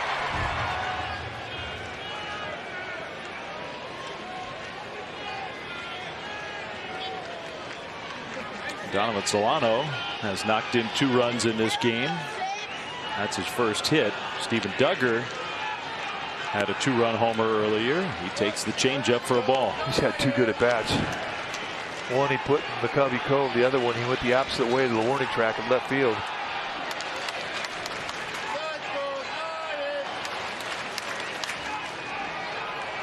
Steven Duggar's never had a 2-home run game. 2 respectful changeups to open up the at bat, and now it's timeout. Cabrera, the veteran's coming over, and he's having some words with a young pitcher. We saw this last night with Nick Ahmed doing it. You can sense the frustration, and nobody takes it harder than veterans.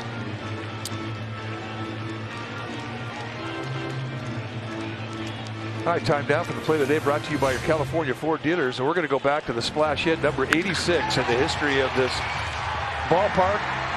Ball's hit into McCovey Cove by a Giants player, and Steven Duggar does it for the first time. And I could hear it go splash. 400-footer. And of course, as every Giants fan knows, to count as a splash home run, it's got to land on the fly in the water. There are rules. I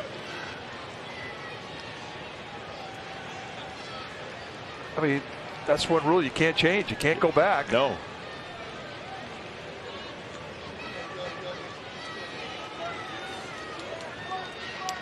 Lamont Wade Jr. has a bat. He's come out on deck. Duggar on the ground, and a diving stab at first. Walker gets the out there.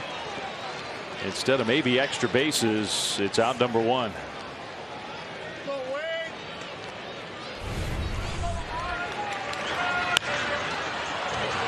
Well, I mean, I guess the good thing is you don't hit into a double play. I mean, one thing for it's kind of an odd play as a first baseman. Your momentum's going to your right, and then you got to come back and move to your left to make a play. Walker does, and then opts wisely to kind of eat the ball. He'll take the out he can get.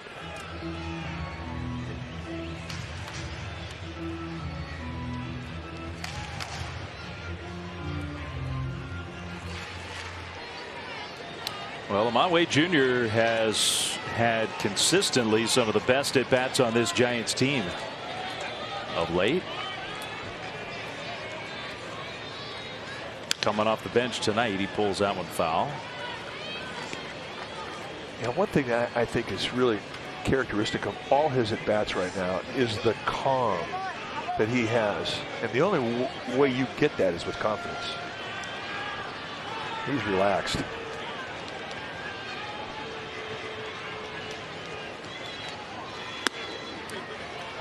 Got a good eye. He's patient. He's not afraid of the 2-strike count. Uses the whole field. He definitely has a little Brandon Belt in him where it can be 0-2 and then you look up and it's 3-2. He pulls that one hard, but foul. Wow, that one smashed against the bricks. Look out. Well, we love our ushers. She's ready. She's got her glove on. She probably ticked off that she could make a play. That one might have gotten out there a little quicker than she anticipated was possible. Got him swinging with a high fastball. It's a good pitch.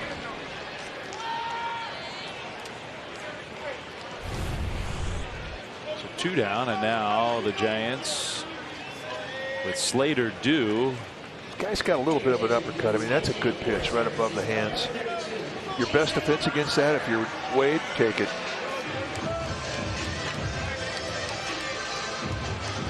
Giants are going to use Jason Vossler here.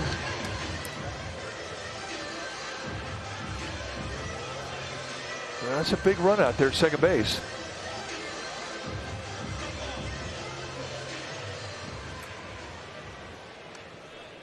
It is. But I'm surprised by it. But it does give you an idea that Gabe Kapler thinks this is an at-bat that it has urgency. Yeah, like you got to cash this one in. If we think we got a chance in this game, got to get that one home. And maybe that's true. Solano is the runner.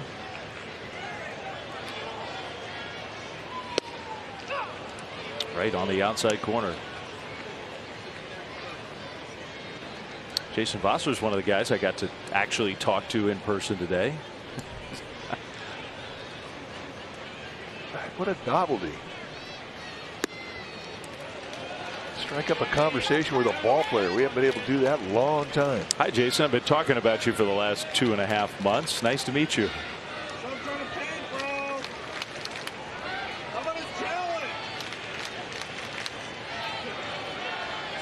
He pulls that one, and a diving attempt, but it's off the glove. Solano's going to come around third. He will score. That pinch hitter pays off. It's a 3-run game. It's only the 6th inning. And a 2-out RBI. That adds to the momentum. You're exactly right. I mean, you're burning the guy. You're making a move. It's the 6th inning. You realize this is urgency. And the guy coming off the bench made you look like a genius. A nice at bat on an off-speed pitch. Just off the tip of the glove of Walker. And once it got past him, slowly an easy score from Solano. Footsteps getting louder. Yep. Yastrzemski in the batter's box. Wow, friendly call there. Strike one. Backdoor deuce. A nice pitch.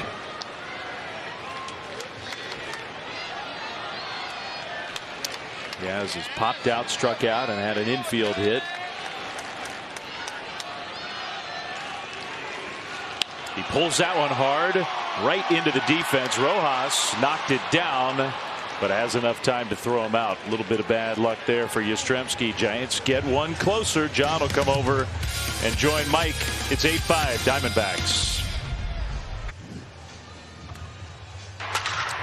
All right, time now for our game summary brought to you by Toyota. We're going into the top of the 7th inning through 6 full. 8 runs, 11 hits, no errors for the D-backs. 5 runs, 9 hits, and no errors for the Giants. The Diamondbacks, a lot of damage done in that first inning. They put a 4-spot up, and Zach Littell never got an out. And we watched Sammy Long come in and spend 5 innings. He gave up 4 runs, but really pitched well. Giants answered with a 3-spot in the 2nd, a 2-spot in the 6th, and we have ourselves a 3-run ball game. And that's our Toyota summary. Right now, it's a new pitcher for the Giants. It's going to be Harleen Garcia. When it's time for a change, think Speedy Oil Change and Auto Service, your trusted oil change-up, tune-up, and smog experts. 8-5 D-backs, top of the 7th. Once again, here's our Hall of Famer and my partner, John Miller. And Harleen Garcia in the pitch with Lamont Wade Jr. staying in to play left field after pinch hitting for Slater, or rather for the pitcher Menez, who had 1 shutout inning. And ball 1 to Asdrubal Cabrera. There's Lamont Wade Jr.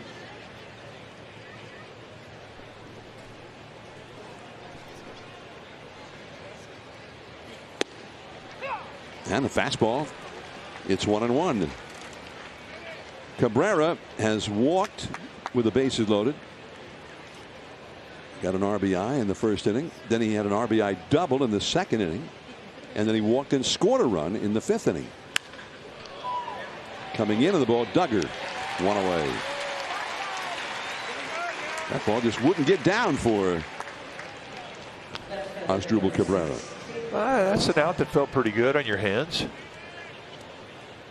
Barry Bonds used to say, I mean, all you can do is hit the ball hard. After that, you got nothing to say about it. Unless you hit it out of the ballpark. And I remember seeing him do that. Yeah, once or twice. David Peralta. 0-1. Peralta has hit a 2-run single.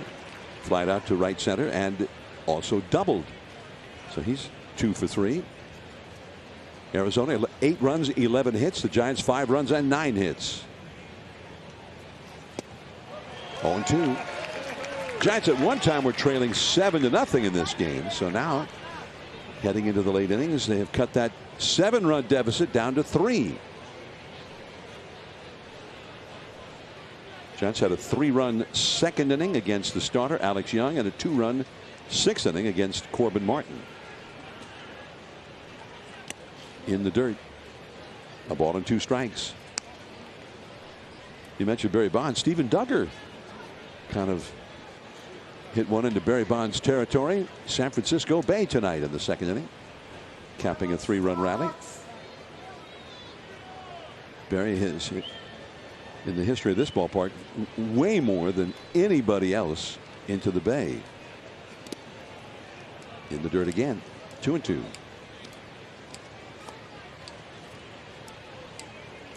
Josh Reddick is on deck.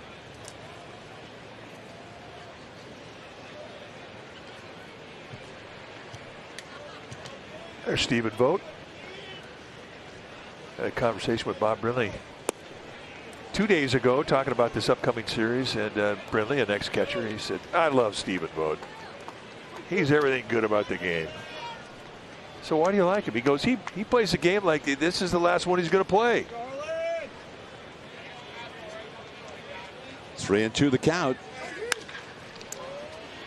Off the glove of Solano. Recovers. Throws him out. Beautiful thing about second base is if you stop it like that, you've got time because you don't have to make a long throw.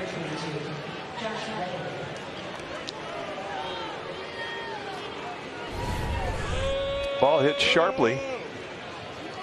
Hits the glove, kicks a little bit, goes to the bare hands, squares up, lots of time, not even close. Grab some pine meat. Josh Reddick 0 for 3. He did get an RBI with a slow little tapper in the 5th inning. Sammy Long fielded it and really wanted to throw out the runner at the plate, just didn't have time to do it, so he got very reluctantly got the out at first on Reddick. A mighty cut. 0-2. Reddick he kind of tangled with that wall in right center field out in Triples Alley with that and the wind and whatnot, and he's a great outfielder, but he could not get to that high fly ball. I was really surprised about that, simply because of the reputation he has playing the outfield. I mean, he's a solid pair of hands out there.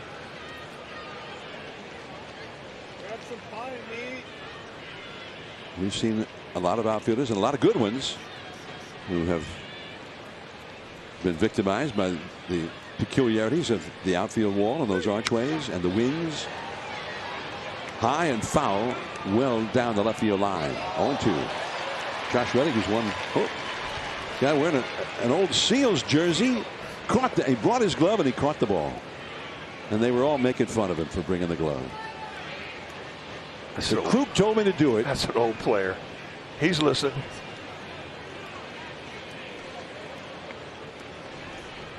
Still a good looking jersey, huh? That was cool looking. This is another souvenir coming back into the 2nd deck. And caught barehanded by a fan. He's got his rally towel on. Making a play. Atta babe.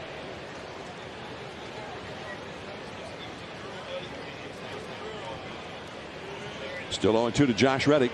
Carlin Garcia, 2 down, nobody on. In the dirt.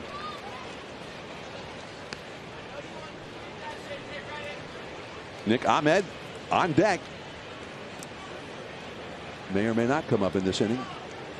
On the out-of-town scoreboard, the Dodgers and the Phillies now in the 6th inning in LA, 3-3. That's a foul ball. Yeah, we need to get our ball dudes a glove.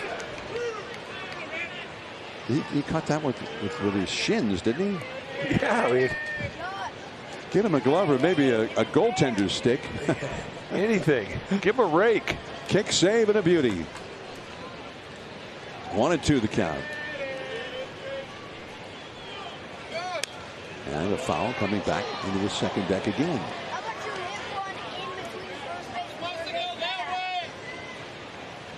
A lot of souvenirs going up in the stands right now. And he gifted it.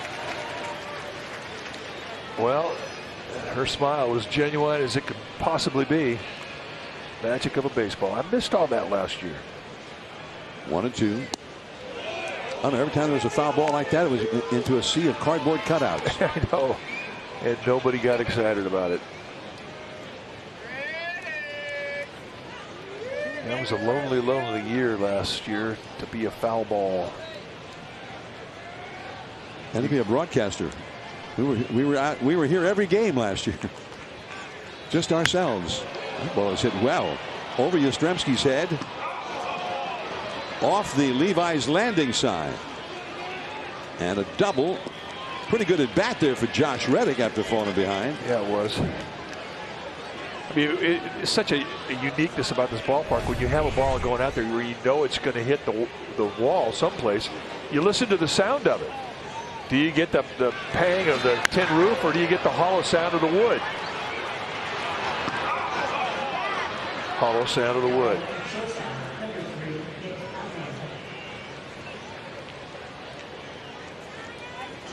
That ball, and remember that, to that tin roof, that's 24 feet off the ground. That's a hard hit liner.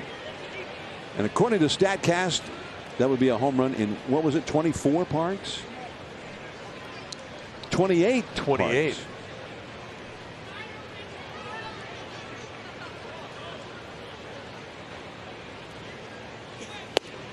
And a called strike to Nick Ahmed. The other one, Fenway Park. In Fenway, it's crazy. It's 302 to the right field foul pole, and the fence just keeps going out toward downtown. You hit it where that one was hit, it's 380 feet to the wall.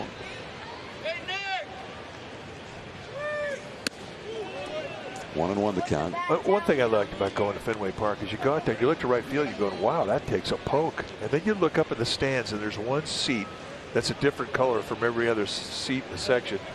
And they say, you see that seat up there? That's where Ted Williams hit it. I love that about Fenway Park. The bleachers in right field, way up in the bleachers. You have to hit it over the bullpens before you get it into the bleachers. That's a called strike two.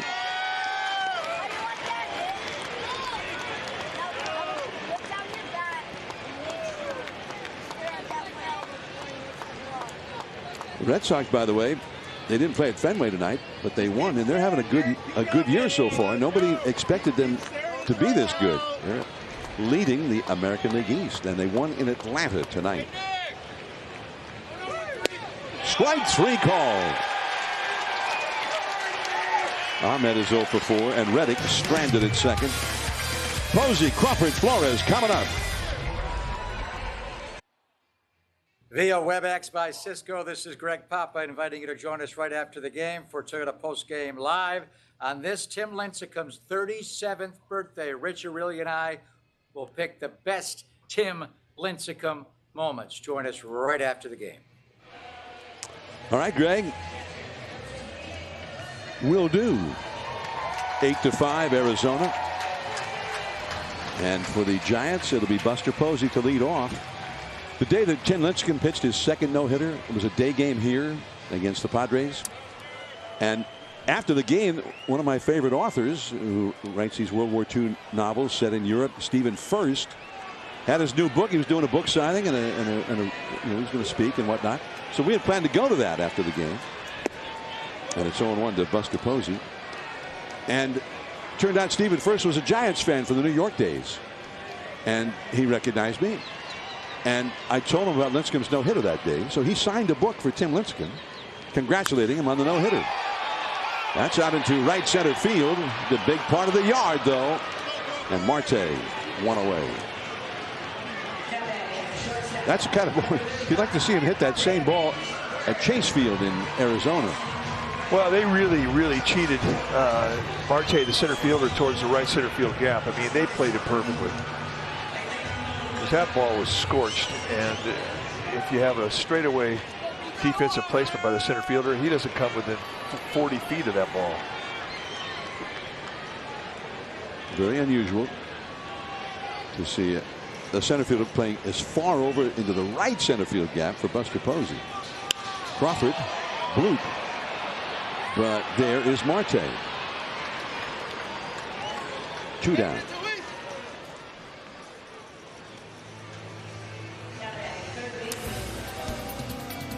But you take a look at the graphic and you see the blue is the comparison from Chase Field in Arizona.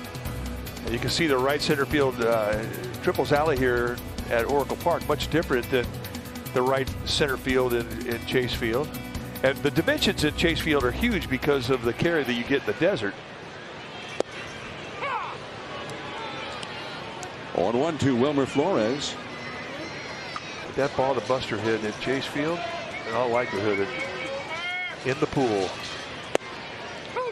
Strike two. The D-backs bullpen is busy. A left-hander, Mantiply, warming up. And another fastball. But he's going right after him here. Brandon Belt on deck. That may be why Mantiply is getting ready. Second hump out there in the bullpen for Joe Mantiply.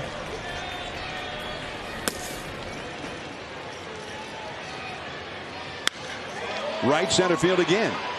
On the run, Marte, and he's got this one. Wow. A couple of balls hit really well, but to the wrong part of this ballpark. Well, the All-Star Teacher Award presented by Provident Credit Union is back for its 14th year. Go to NBCSportsBayArea.com/AST and check out Danielle Anderson's profile from Francisco Middle School, as well as check out all the other finalists. They're all fantastic. Vote for your All-Star Teacher. The winner receives $20,000 for their school.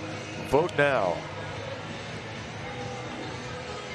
We are heading to the 8th inning. The Giants go to the bullpen, and they bring in a former Arizona Diamondback, Jimmy Sherfy, to do the pitching with the D-backs ahead 8-5. When it's time for a change, think Speedy. Oil change and auto service. Your trusted oil change, tune-up, and smog experts. Take a look at what Jimmy Sherfy did his first appearance as a Giant Sunday in Washington. Threw the ball well. 2 hits, just 2 innings, just 1 hit. Sherfy came up with the Diamondbacks. Spent part of 3 years with the D-backs at the big league level. Take your bats against him. You're going to see a mid-90s fastball. Got a good hard slider and a changeup. And when he was in the Diamondbacks organization, and he was at Reno, their AAA affiliate, he was the all-time saves leader with 59. So he's a bullpenner. Likes the late inning situations.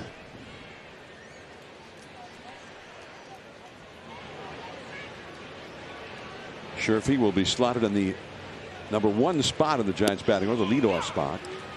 And there's a called strike to Pavin Smith, pinch hitting for Corbin Martin. Smith, the rookie, he came into town as one of the hottest hitters in the league. Although last night the Giants cooled him off. He went 0 for 4. Called strike, 0-2. Some paint with 2 pitches and a quick 0-2. Pavin Smith is a guy not going to overswing. He's a contact guy. Good 2-strike hitter. Uses the whole field.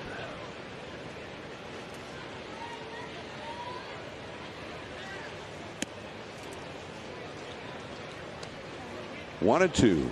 Mantiply is up again in the Arizona bullpen, so it appears we'll see him in the last half of this 8th inning. Giants have the overshift on for Pavin Smith. 3 infielders to the right of second. Back out of play. He swung about as hard as he threw it. He threw it at 80 miles per hour. He just kind of waved to stay alive. That's what contact hitters can do. I mean, they can fight off good pitches. Live to see another pitch.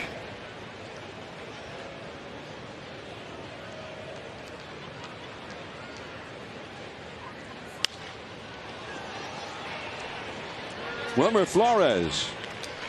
And that's one away. Now, a brief message from Pacifico.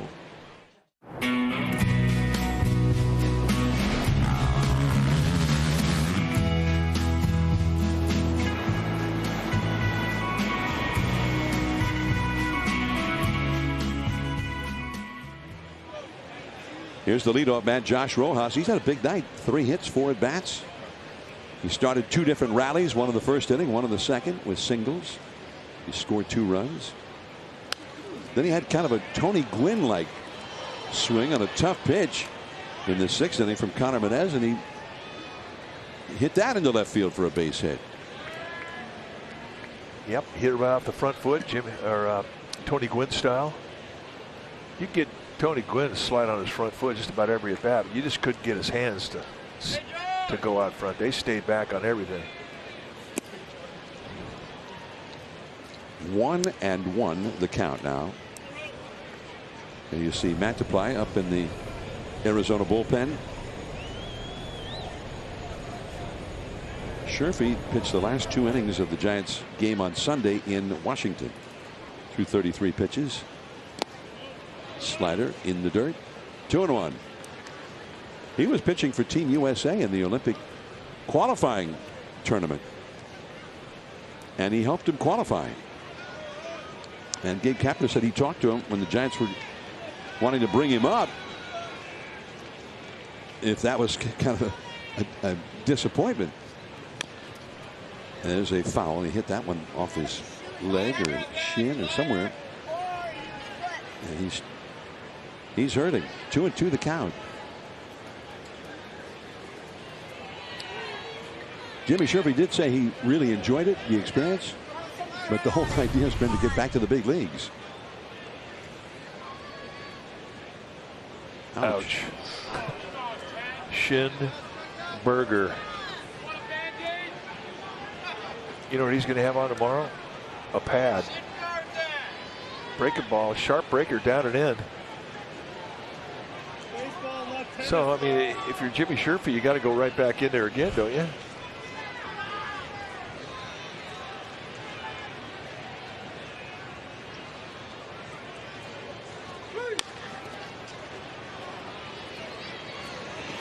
Out number 2. Rojas does not give you a lot of time. He gets down that line well. That was the third baseman, Wilmer Flores, playing the second base position, who threw out Rojas. 2 down. Here comes Marte. It's weird, isn't it? In the era of the shifting, the overshifts and whatnot. A guy's playing second base, but we still call him the third baseman. I mean, at that moment, he's not really the third baseman any longer, is he? He's the second baseman. Out in right field, the second baseman, Solano. And he was, what, 60 feet into the outfield. Sherfy retires his old teammates. 3 up, 3 down. Belt coming up.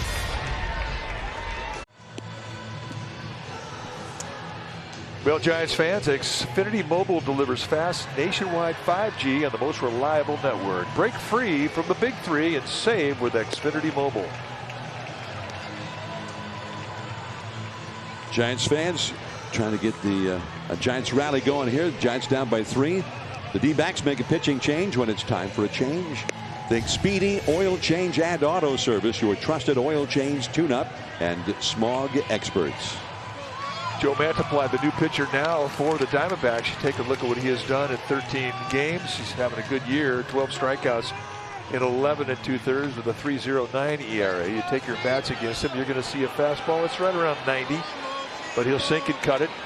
Got a slider and a changeup to go with it.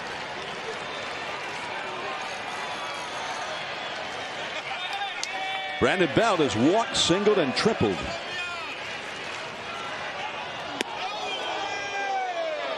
A little bit inside at 78 miles an hour.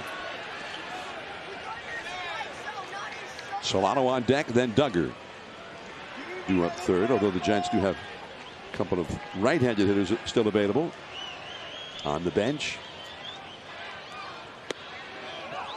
Right on the outside edge.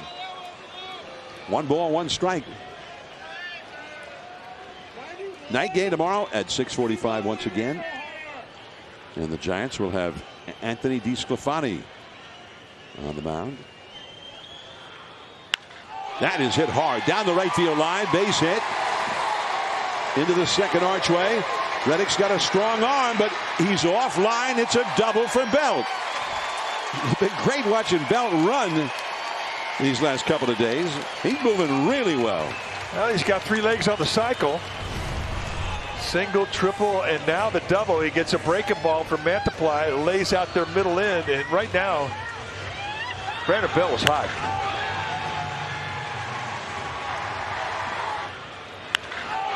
off the crack of the bat. They know they cheated over towards the right center field gap. He's thinking two-bagger right out of bed. Takes it standing up. And that's how this inning gets started. There have been some hard hit balls tonight. 22 hits in this game tonight, 12 by the D-backs, 10 by the Giants. 1-1 to Solano, who ripped a base hit to knock in Belt after Belt's triple in the 6th inning. Solano 1 for 3, and he's had 2 runs batted in the game. Another RBI out there for him to try and pick up right here as the Giants continuing to try to cut into that lead. 8-5 Arizona.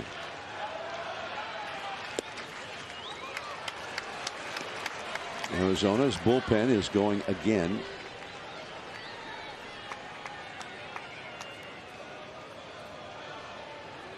How many runs did you give up last night?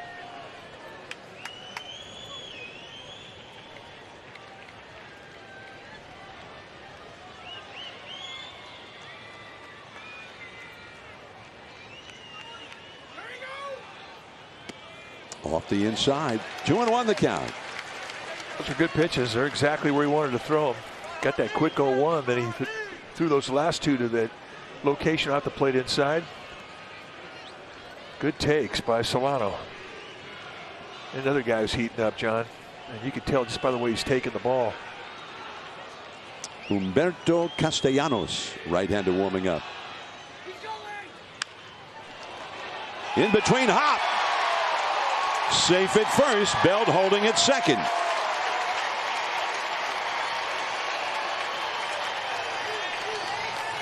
That's going to get the tie-in run at the plate.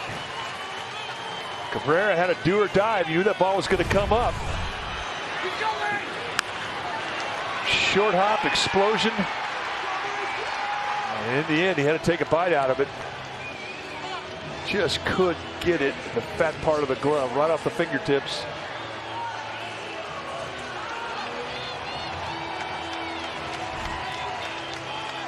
The Giants will use one of their right-handed pinch hitters now. That is scored as an infield hit for Solano. A generous hit.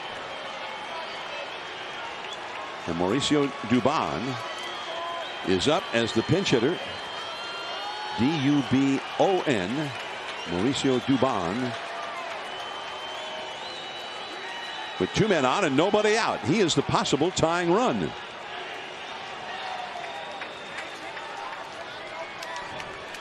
Lamont Wade Jr., a lefty, is on deck.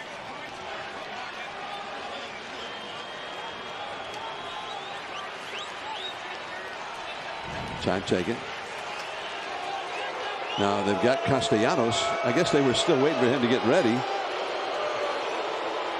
And all of a sudden, Troy Lovello, his feet must be killing him. Yeah, he's got the slow walk. He's got corns the size of walnuts. Oh, I was in such pain. But I'm going to make it. I'm going to go all the way to the mound. Yeah, it's just a pep talk right here. You know, if it's a pep talk, it seems like he could have gotten out there a little quicker than that. You'd think he's walking like he's 112 years old because he's trying to get that guy ready in the bullpen. That is not an inspirational walk. I mean, I want a manager to run out there and do a little pop-up slide when he gets out to kind of charge you up.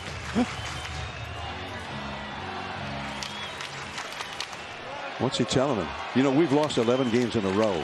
I don't know if you realize that. Yeah, well. It's all on your shoulders. That would be the last thing that he would say. Along the left field line, just a high, lazy fly. And Peralta one away.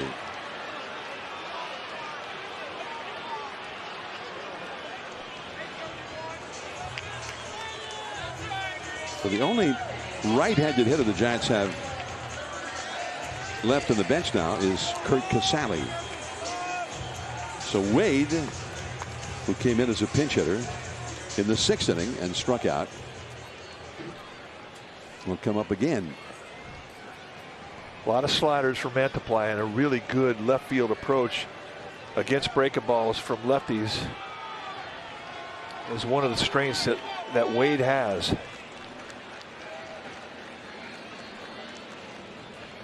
Two on, one out. Giants down by 3.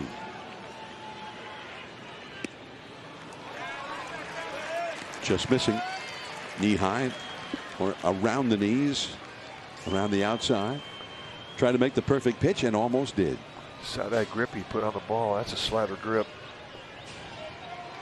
Fighting a seam.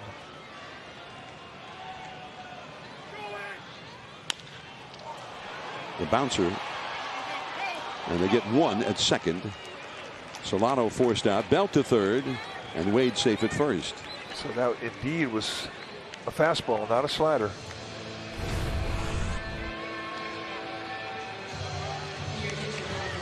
Yeah, nice play for Rojas to get that out at second.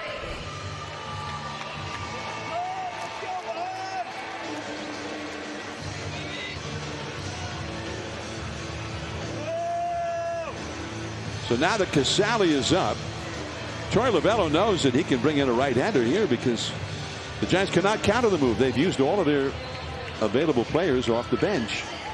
First and third, 2 down. Casale coming up. And the D-backs go to their bullpen. We'll be right back.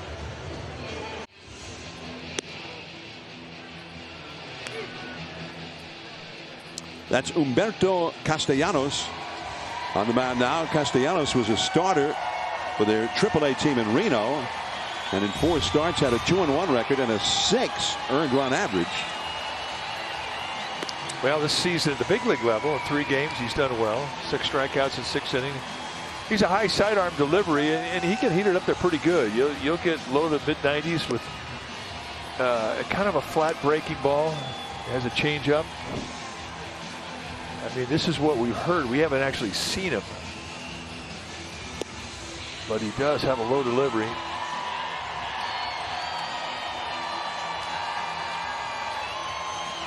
He is from the state of Jalisco in Mexico, and just made his debut last year with the Houston Astros. Got into 8 games with them. What's been going on with the umpires here? There's something about his glove, and they are bringing a different glove out.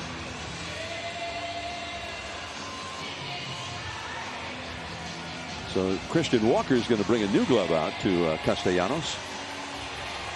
Now the color is a real light gray that's very close to his uniform. But I got to tell you, I've never seen this. At least I should say I've never seen it lately, and I can't remember ever seeing it. I may have, but it's unusual. Like a guy change his glove. I mean,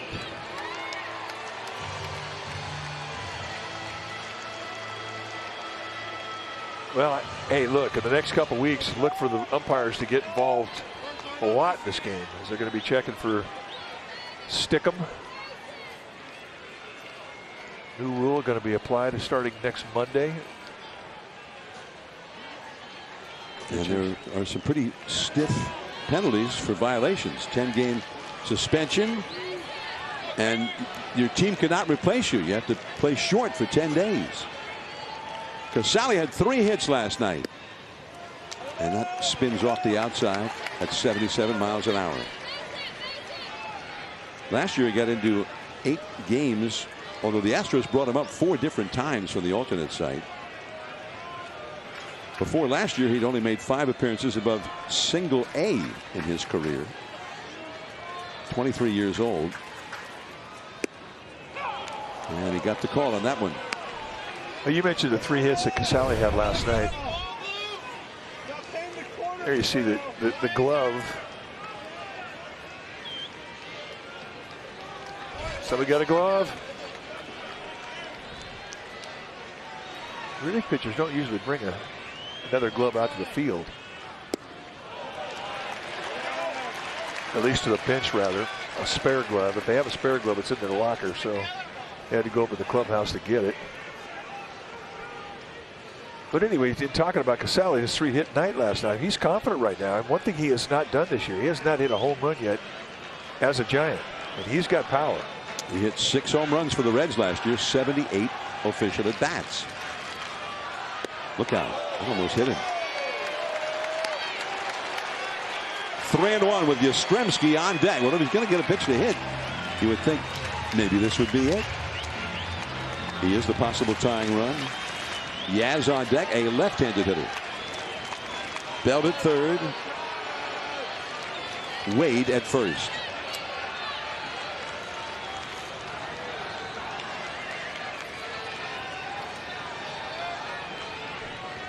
And a walk.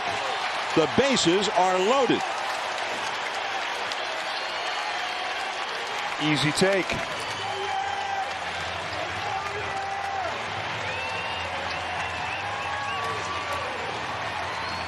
And here comes Yaz.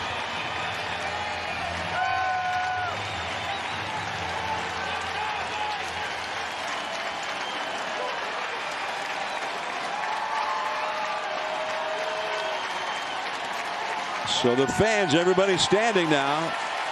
The Giants have been playing catch up all night long. And the possible tying runs are on base now. Yaz is 1 for 4 in the game. Down the right field line, foul. Too bad. A screamer. He just couldn't keep it fair. 0-1. Not waiting around. Castellanos knew he had to come in there and get a strike early. Bases were loaded. And Yaz was waiting for him.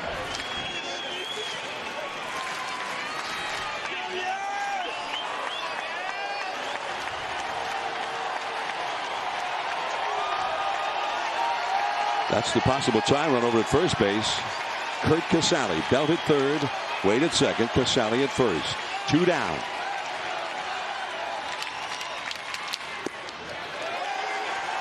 One and one.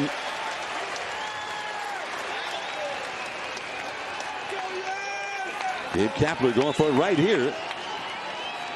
He's used all of his players off the bench. We're in the 8th.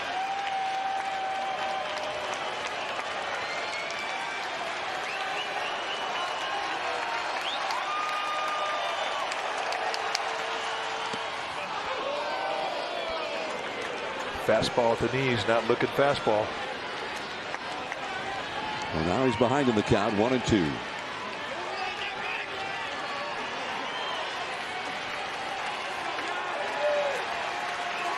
His teammates looking on. Duggar, Slater out of the game now. Dickerson, who could be back this weekend off the injured list. 1-2 to Yaz. And a foul ball toward the Arizona dugout. Look at that sidearm delivery, that breaking ball. It just takes a long time to get to you if you're in that batter's box. I mean, he had Yaz way out front, reaching. Yastrzemski did well just to stay alive and fight that one off foul. And no power in that swing.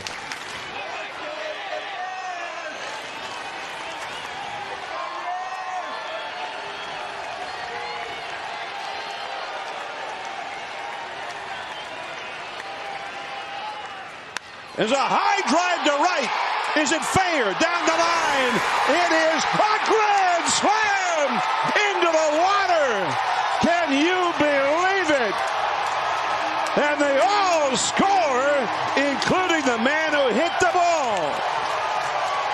Incredibly, the Giants have come from 7-0 behind, and Yastrzemski has put them ahead.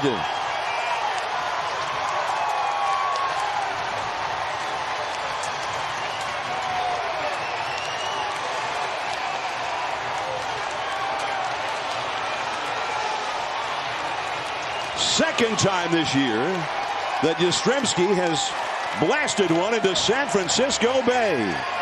But never has he hit one as dramatic as this one, I don't think. Well, remember how out front he was on the changeup, the previous pitch. Not this time. They come back again with off speed, and he stays inside it to keep it fair. Unbelievable. Ball one to Posey. And from the splash can, hello, McCovey Cove. 2 splash hits tonight.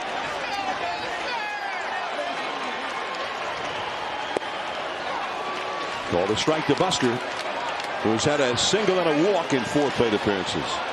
Wow, Yastrzemski. What a moment. His 7th home run. You cannot tell me that he wasn't guessing in that 2-strike situation. 1-2 now to Posey. It all started with Belt's double. Solano got the infield hit to follow.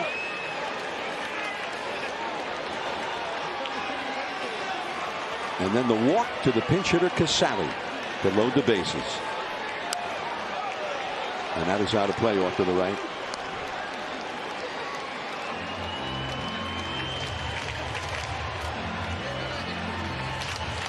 You talk about lighting up a dugout. My goodness. Well, I mean, 7th inning, they saying don't stop believing, and everybody in this ballpark was into it. They were still believing. And we're heading to the 9th inning now. The Giants have gone ahead from a 7-0 deficit on this grand slam by Mike Yastrzemski. Tell it bye-bye, baby. And the Giants carry a 9-8 lead into the 9th inning at Oracle Park. Truth is stranger than fiction sometimes.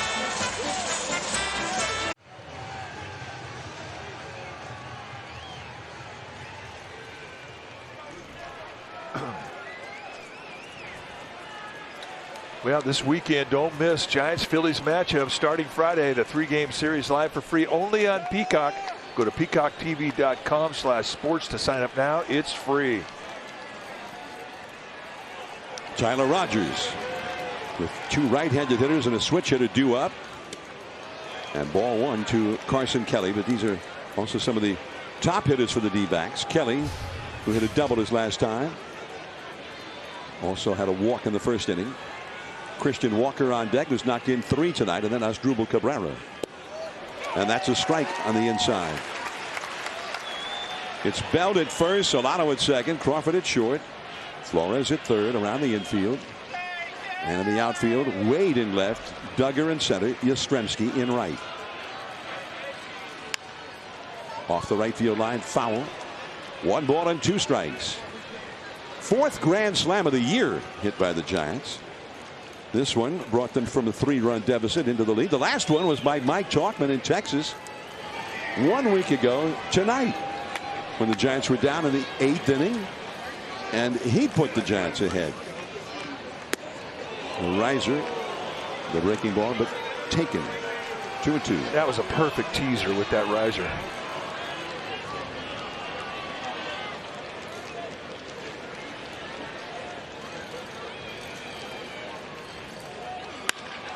Toward the middle. Now the throw. He got him. What a play.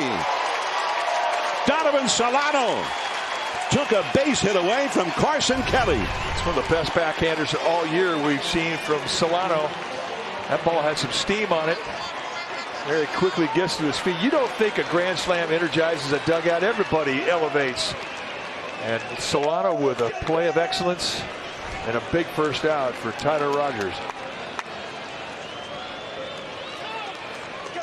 Solano checking his card about where he needs to be now for Christian Walker. And a called strike right on the outside edge. Walker got an RBI single in the 1st and then a 2-run double in the 2nd. He's flied out and grounded out since. Giants ahead by just the 1 run. And there's that rising breaking ball, but off the outside and taken. 1 ball, 1 strike. It's a good take, and we saw Kelly do the same thing. It's not that easy. He couldn't throw at a better location.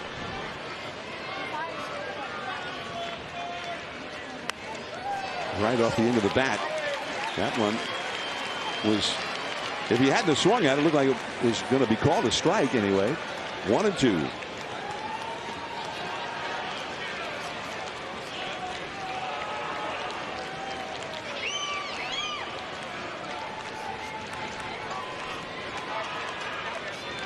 He struck him out. And that ball might have been a foot outside with the break. A complete frisbee. Started at the middle of the plate, and then the frizz starts to take over. And in the end, it's about a 4-foot breaking ball.